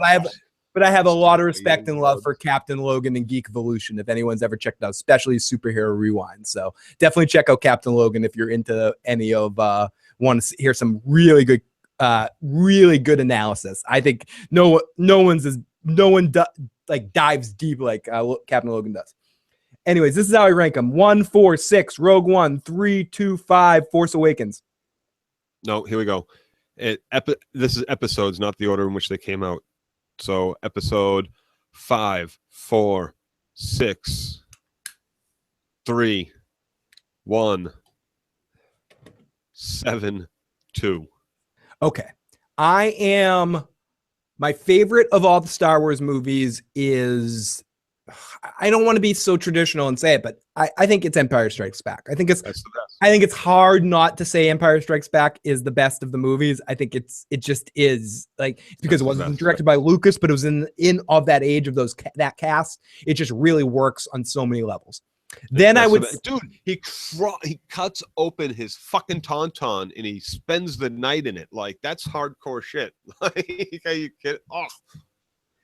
And then that's just awesome, man. Come on. And then I would say, then I would say 1, and then I would say 3. I think Return of the Jedi, not 3. I would say 8. Empire Strikes Back, Star Wars, Return. Rogue. So Empire Strikes Back, Star Wars, New Hope, Return of the Jedi. Then I put Sith. Episode 3. Yeah, then I put Episode 3, Return of the Sith.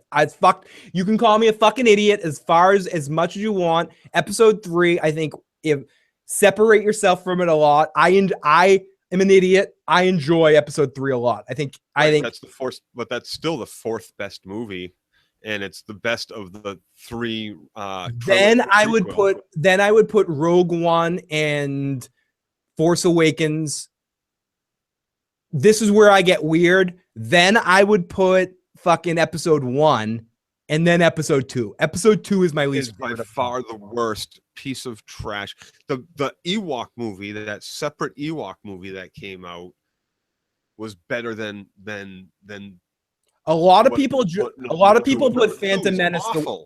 Joe, a lot of people put Phantom Menace the worst. For me, the second one's the worst. I hate Attack of the Clones. I just think. Well, there's some bad stuff in there's some bad stuff in all 3. There's some bad stuff in all 3. Right. But it's still not a 20-minute let's ride the elephant love scene. The love scene. Yeah, exactly, Joe. The love scenes between Anakin and Padme in Episode 2 destroy that movie for me. On. Like, she raised this, like, she's like 18 or some shit. He's 10. And then, like, I don't know. It always felt a little creepy to me. I guess I don't mind Episode 1 as much because, unlike some people, I'm not averse to. I hate Jar Jar Binks, but I like pod racing. I like pod racing, and I like the final battle between Darth Maul and Obi-Wan and Qui-Gon. And then the 2 big sea creatures about to eat it, like, they're traveled through the center of the earth. Joe, the deep sea. Joe, so boring. Jesus, there's always a bigger fish, Joe. There's always a bigger fish. There's always a bigger fish. Twice we have to do it. Come Fuck on. you, Joe. You and me were sitting in that theater enjoying that movie. I was next. How many times did we go? How many times did we like go? Five times. I saw that movie 5 times. Right, and then I've seen it still like 6 or 7 times more.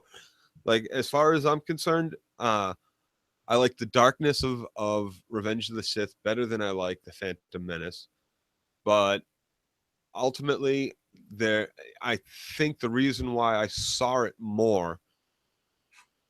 so many more times, is because it had been so long since there was anything new. That really is why the success of that movie took place. Joe, we waited 20 years. We reference this joke a lot, but it's one of the truest statements ever said by a human being in the world. Eddie Murphy, the cracker thing. You've been starving for a long time. Someone hands you a cracker. It's going to be the best cracker you've ever eaten in your whole life. And that shit ain't no saltine. It's a Ritz. That shit's a Ritz, Joe. That shit's a Ritz. And that's what happened with Phantom Menace. And I think that's why Phantom Menace historically gets the most hate, because it's the world woke up to it. And we're like, no, that movie's shit. But realistically, the second one's the worst movie. The second one is the worst movie. At least Phantom Menace has an ebb and flow to it. The second movie is just bloated and stupid. Does have the Yoda scene, which is really good in that second movie. I think each one of the movies has their moments that are good. I just think the third movie in general works if we're talking about the... And the third movie has a much better Yoda fight. Yeah, with the Emperor. Right. But it's still the stupid things about that, the higher ground thing, the fact that the Yoda does it. Yoda and Obi-Wan don't try to find the Emperor after that fight and try to beat him together after they thought they killed Anakin. The two of them don't gang up and try to find the... And if Yoda's going to be able to fight the Emperor, he should have kicked Dooku's fucking ass in the movie before that. Yeah. And also I want to rip them apart. I also want to add something that Ty Queen just said. Jar Jar was great when I was a kid. Phantom Menace, as bad as Jar Jar was towards adults, our fans of the prequel series, so many kids loved Jar Jar. Loved Jar Jar as a kid. Loved him. And that was the thing.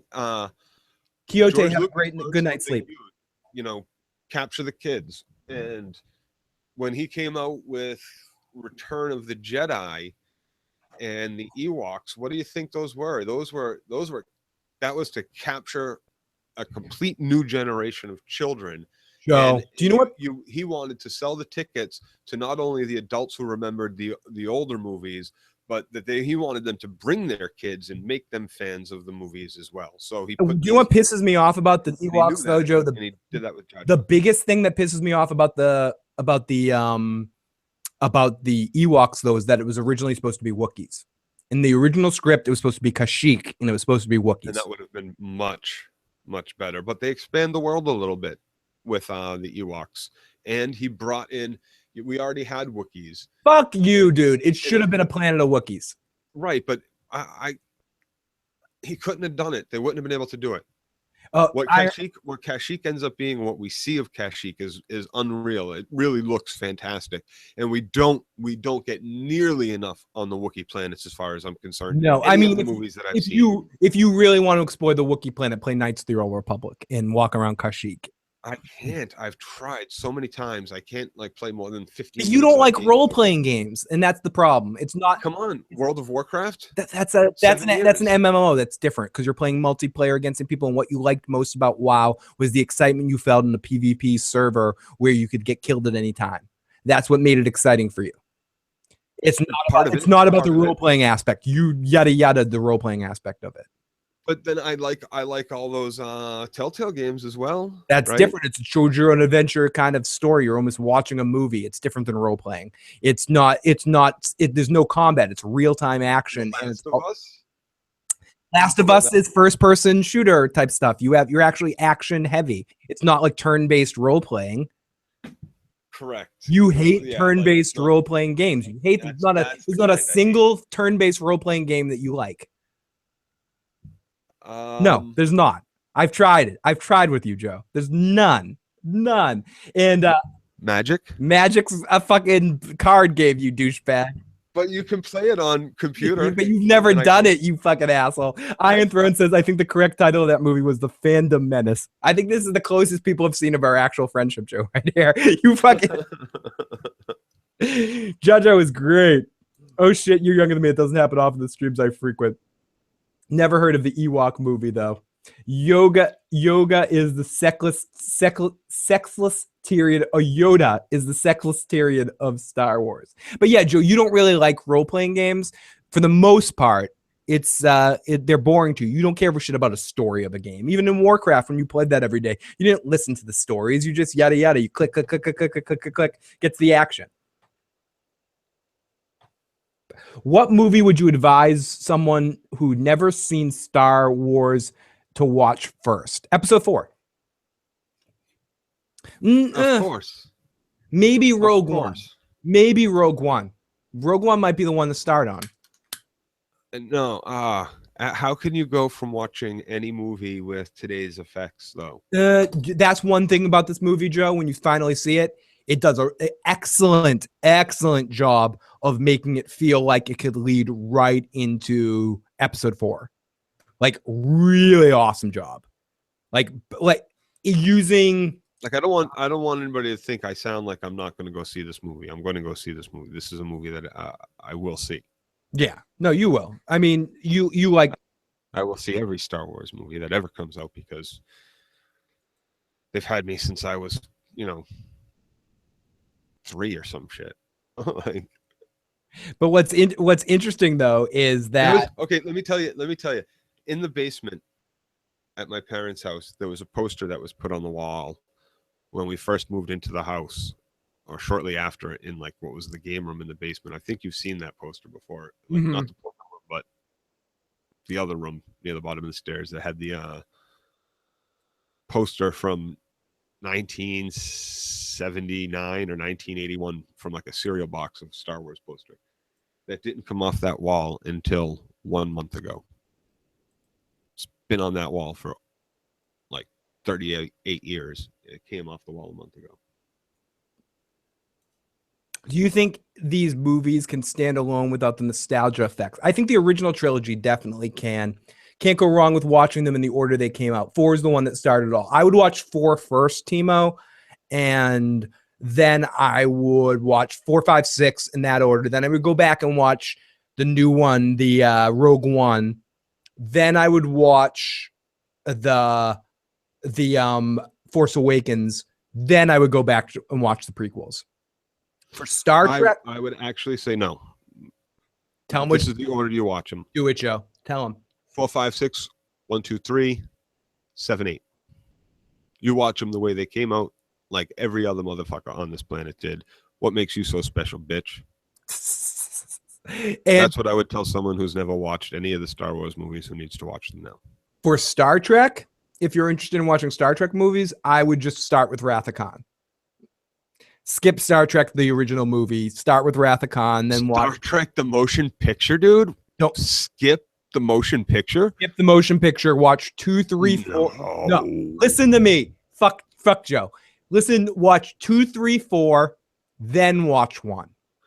No. Yes. First off, no. One's boring. One is fucking boring. You need to care about the characters before you watch 1. 1 is correct. So correct. watch now, two.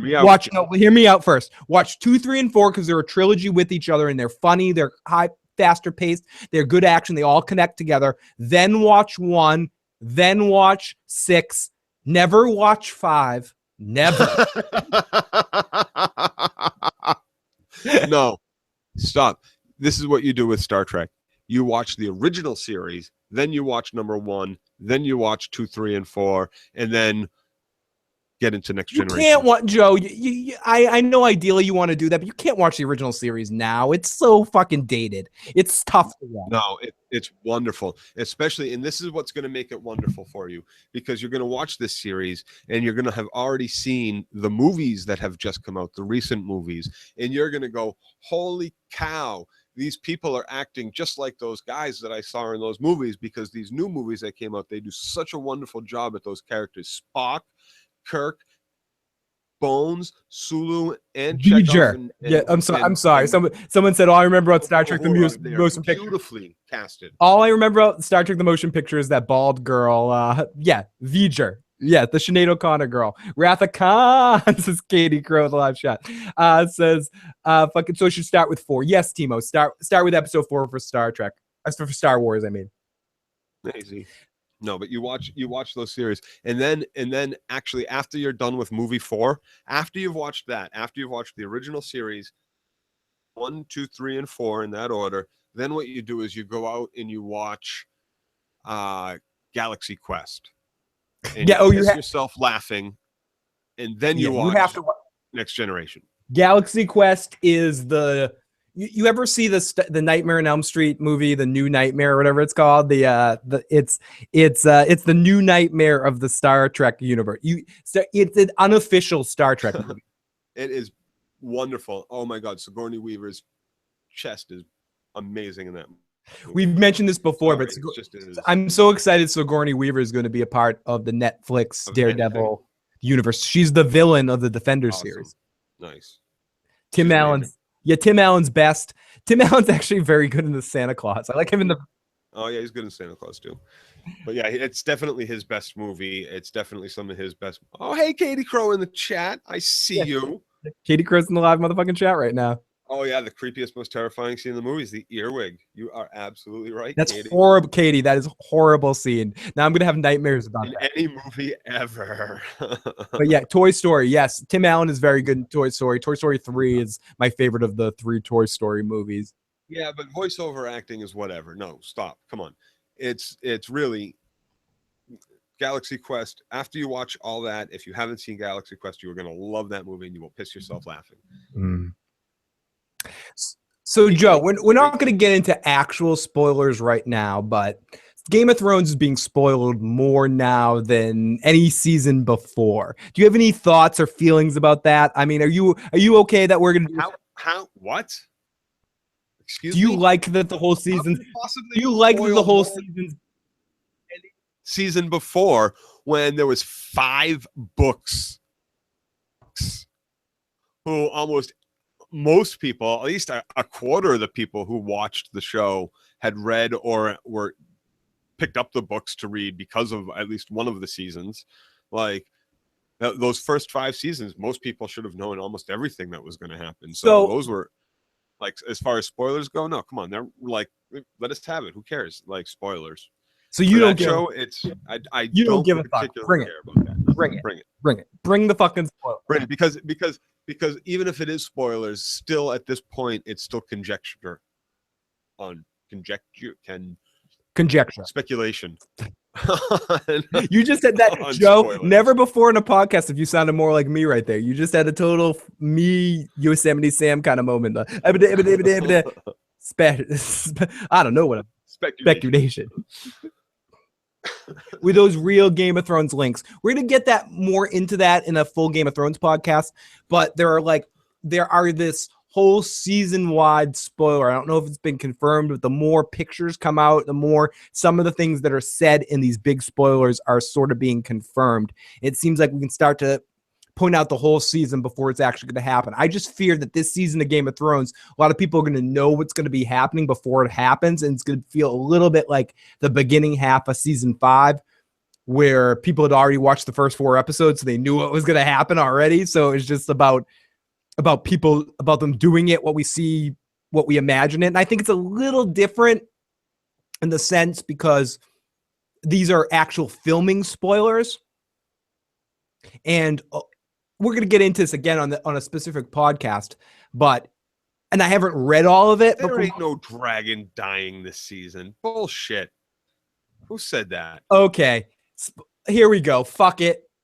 Spoiler alert. We're still going to be doing a podcast on this, but if anyone doesn't want to be spoiled about Game of Thrones potential shit, get the fuck away now. Now, 5, 4, 3, 2, 1, get the fuck away. There's a rumor that one of the dragons are killed and turned into an ice dragon, Joe. Oh, God. No. What do you think Ice about Dragon that? Is like a kid's book that George R. Martin wrote. They kill one of Danny's dragons and they turn it into a white dragon. You don't think that's gonna happen? How would you feel if that happened, Joe? Talk to me. I wouldn't feel anyway. I wouldn't really feel anyway. I would have to see what's done and how it's done, but I refuse to believe that they're killing a dragon or that they're giving the army of the undead a dragon. There's still all this shit about this I'm still on. If that were to happen, it wouldn't be this season, or maybe it would be on like the finale or some shit, because we still got to unite the whole kingdom under Dany, Jon, and Tyrion and their three-headed dragon and all that shit. Just for the record, and then after that happens, then we have to fight the army of the undead. So okay, and just for the record, I'm not going to get into all the spoilers right now. That's the only one I want to talk about right now, just because it came up naturally in conversation here. So you don't think you did this, Phil, you fucking asshole. You don't see that actually happening. Season anyway, and if it is, it's a finale kind of shit to build some sort of whatever up for next season. But I'm not buying it as far as like mid-season or beginning of season. It would have to be end of season, very end of season, last kind of draw dropping shit. But even then, I think, and this is just speculation. I'm not buying it. That Ice Dragon shit is something else. That George R. R. Martin it's kid story shit. Okay, so you see no ice dragons coming. Fuck those dragons. I hope most of it's wrong. And well, there's also the video game that has the ice dragon legend, right? And that just ends up being like it's a constellation in the sky. So right? No. Yes, in the Telltale game.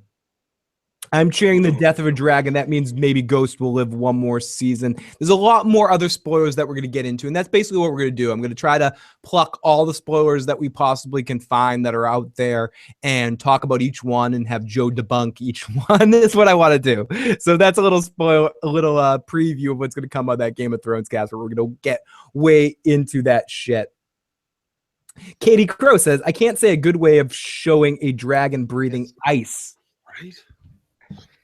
It would be crazy. I don't know if it would look too X-Men, Iceman versus ice is heavy, right? Come on, it's shooting ice. It's an ice like it's got like, does it shoot water and freeze it as it's coming out? I mean, so what is it? It's a snow machine, or is it shooting like icicles out its nostrils? Like, what's going on here? Come on, Joe. Ice is kind of hard.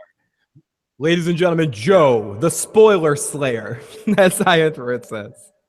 Ghost better not die. I love Joe's debunking. If as we're starting to wrap things up here in the end of the evening here, if anyone has any specific questions or directions from anything they want us to go on right now, now is the time to pop Dark. If this was The Walking Dead, would they kill the fattest one or the black one? I think it's a blue flame that gets frozen by its breath. Yummy. Wouldn't it make far more sense? That's not filmed in the North. I hope they kill Drogon. I want to see Dany actually see some pain after all this time.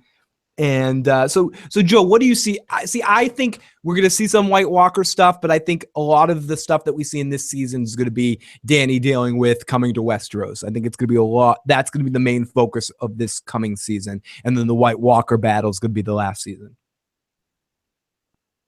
Maybe we might get one huge White Walker battle in this season, but I think for the most part, it's going to be all about the Dany coming to Westeros and the Westeros politics going on with the Targaryen coming back. So I think it's supposed to be Viserion that gets killed in the spoiler. Who? Viserion? No, come on. What?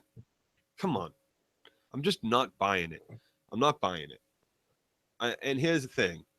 Like, at some points, you have to start imagining, there have been false leaks before, like the names of all the episodes. Yeah, it could. Remember our speculation over that last? Yeah, we only got one right. One was right. Oh, we did. Yeah. Just it. Just one. Yeah, one was right. One was right. The final episode of the season was right. And we were right about our synopsis of what it might be.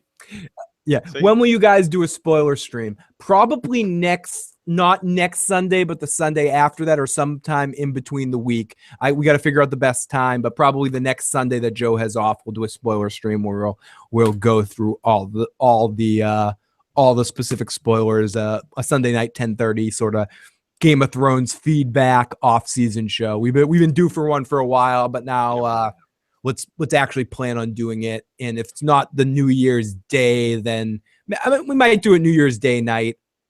That might be a good time for it. Even though we might be hungover, so it might. But sometime in that week or it's coming up soon. We'll figure it out. Yeah, but it's definitely don't have to work on the first. So yeah, cool. What do you think will happen so we'll save all those Game of Thrones discussions for that before we go too far on a Game of Thrones thing. So you were talking about Westworld a little bit, Joe. So it is a show you want to give another try to. I'm going to give it one more try. You're going to give it one more try? Yep. So by giving it one more try, what do you mean? Because right now, so far, just people that have been asking the questions, we've heard. I watched episode 1 for the first time and passed out halfway through, and then tried again and passed out halfway through, and then watched it, and then watched episode 2 and passed out halfway through. So either the show just really bored the fuck out of me, or I was super tired 3 out of the 4 times, 4 times I tried to watch it. And I don't care how tired I am. I've never fallen asleep during a Game of Thrones episode, no matter how many times I've watched that particular episode. So that says a lot about how I must feel about the show. That being said, a lot of people say it's really good. I know it's got some really deep plot shit. So I will check it out one more time. I'll give it a chance. I'll muscle through at least 3 or 4 episodes, and I have to. I would say for it's hard to say this, but because I feel like if you've watched the first few episodes and you don't get a feel for it, it's gonna be tough to be like watch it through, because it starts to move really quicker. Or well, I hope it moves. No, it's by episode 7. Every episode. Episodes 7, 8, 9, 10 are like crazy.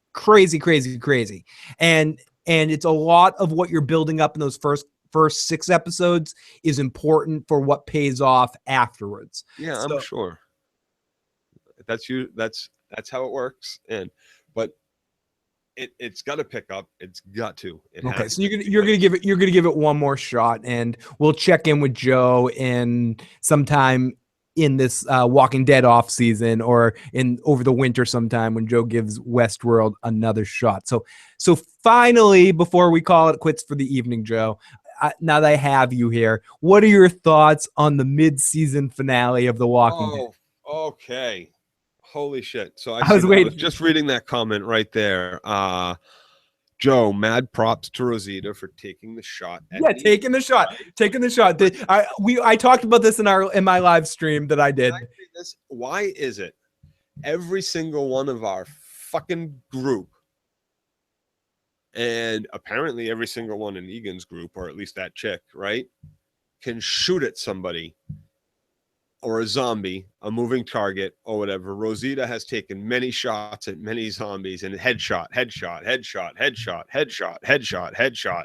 Katie says no, she missed. Headshot. And then like she completely fucking misses her one bullet and hits Lucille somehow.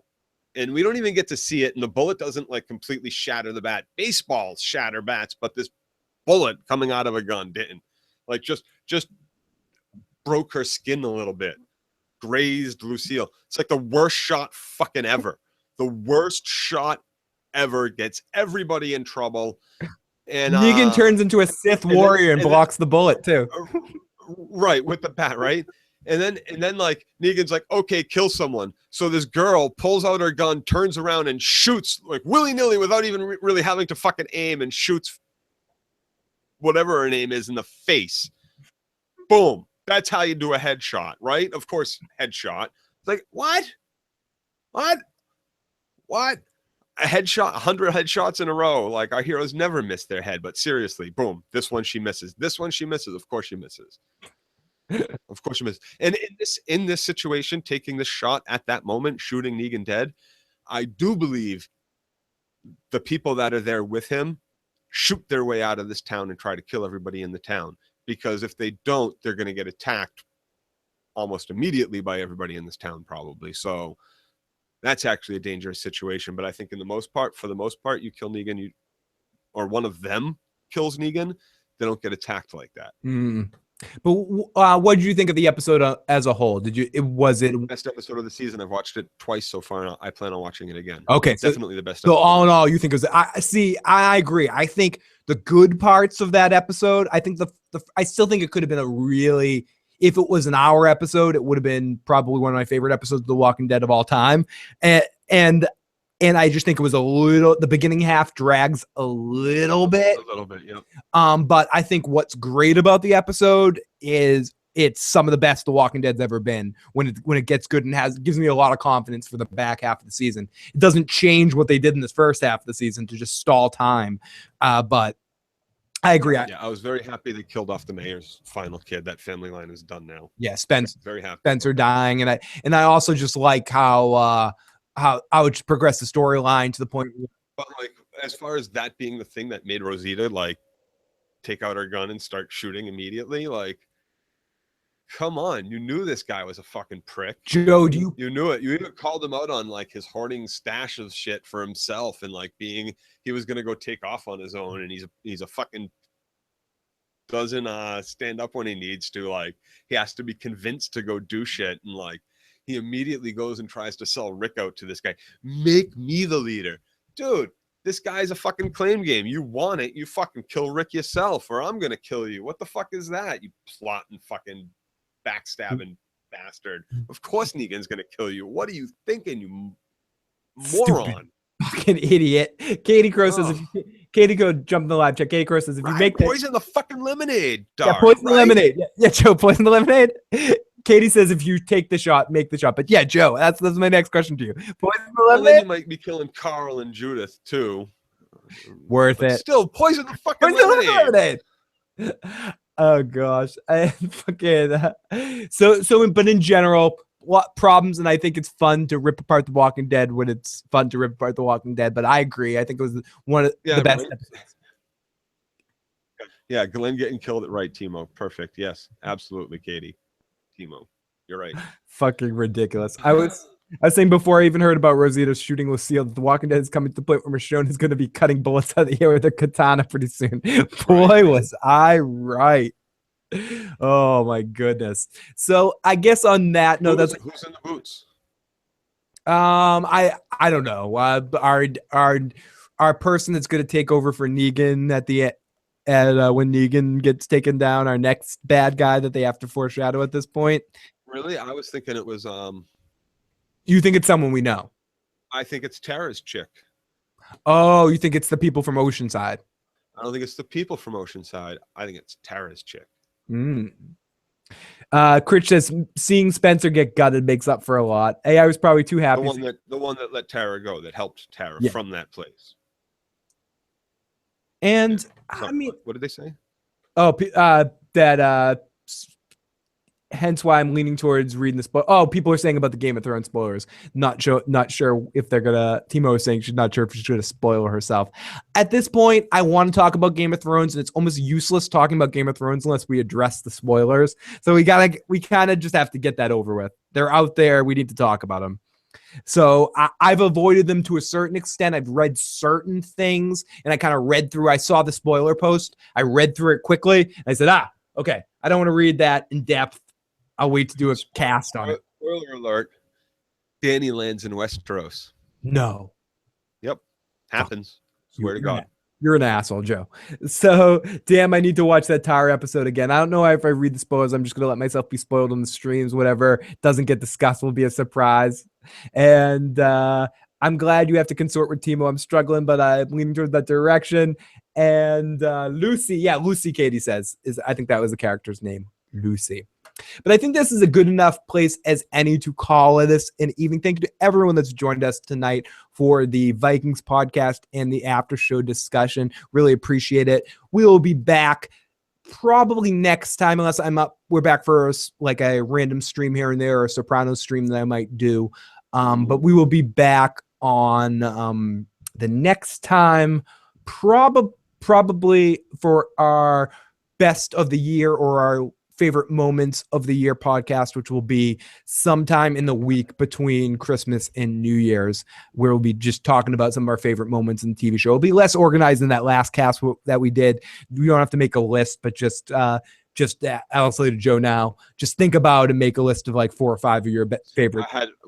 There's a lot of good TV that happened this year at the beginning of the year that I'm going to have to remember about too, that we don't really talk about ever. Like there's some good shows some really good shows, some good remakes of some movies that turned into TV series. I have a feeling we might have a Lethal Weapon conversation, Joe.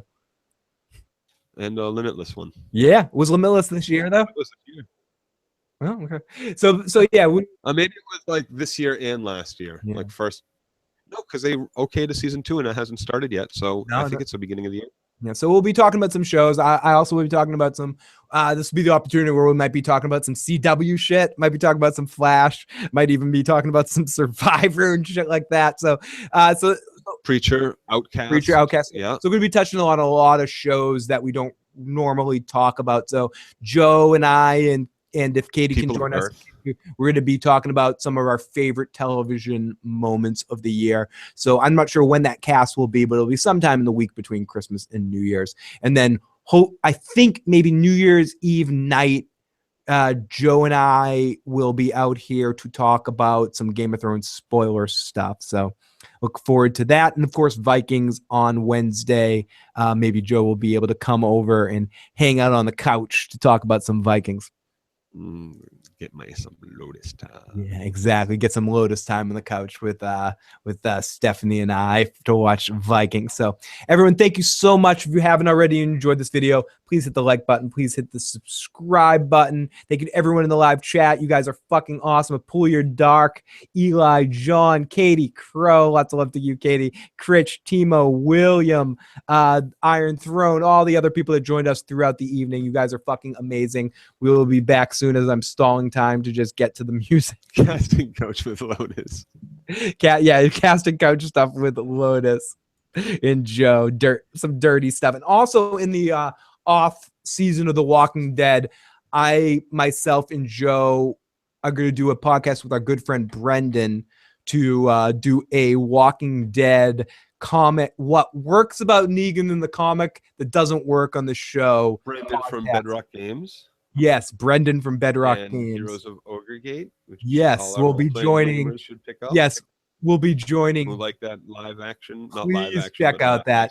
And we'll be talking a lot more about that stuff. We'll also give Brendan a chance to talk about his shit when he comes over here. But Joe, Brendan, and I are going to do a Walking Dead off-season podcast on what works about Negan in the comic that doesn't work about in the books. It's mainly going to be Brendan and Joe talking because they have a lot more familiarity with the source material. I still haven't quite gotten my Compendium 3 yet, but once I get that, I will be all caught up because I'll tear through that like real quick.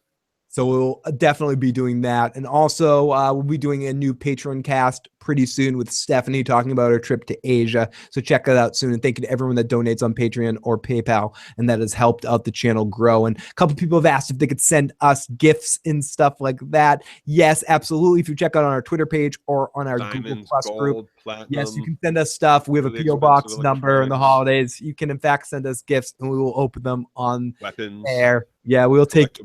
Yeah, we will take anything. So thank you to everyone. Thank you so much. No children. First children, anything. Firstborns. What else can you send us? whatever you want. I don't know. Hit technical difficulties. You can send me. Just ask Santa Joe. Have a good night, everybody. Lines up in my face. People are distracting me, messing with my pace. The back of the girl in front of me seems like she's waiting for me to be with me. Tight line of noise, irritably silently standing there with poise. Spent today in a flame. Did I know which bitch to blame? It's a shame I should've came. Slide the slow, she and flip together with a hot steam drip. Oh, peace is lost in a vial of smoke. Singing holes, slight sipping coke. A fine area under the mind. Exit lightning, losing time. Blinding glimpse in the shade. Rise the breeze to say marks the spot, the land mighty safely. The vision of sin is reduced mighty greatly. Sitting on back, skilling on the ceiling, riding the shoes on back with feeling. Me and nevertheless just gets thrown under, send your ass up, remove the frigid cover, seemingly hiding away. Why won't you come out to play? Never do you speak your mind. Always lonely, never kind. So learn a lesson and take your weapon and just go away. Just go away. Just go away. Just go away. Just go away.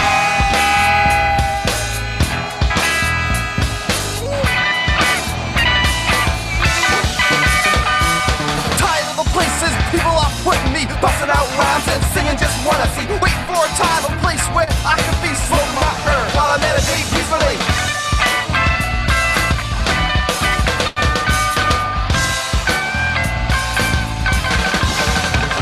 Suckers, you faze me, you think you can craze me. It's not that I'm lazy, just doesn't pay me. Broken my head again, give me my medicine. Like old fashioned, like new as Tom Edison.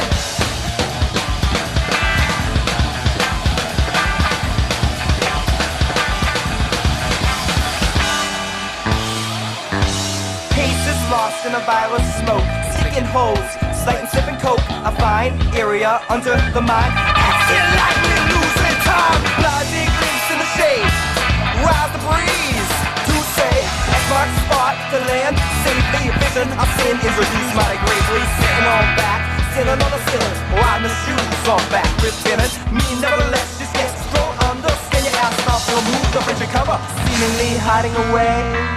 Why won't you come out to play? Never do you speak your mind.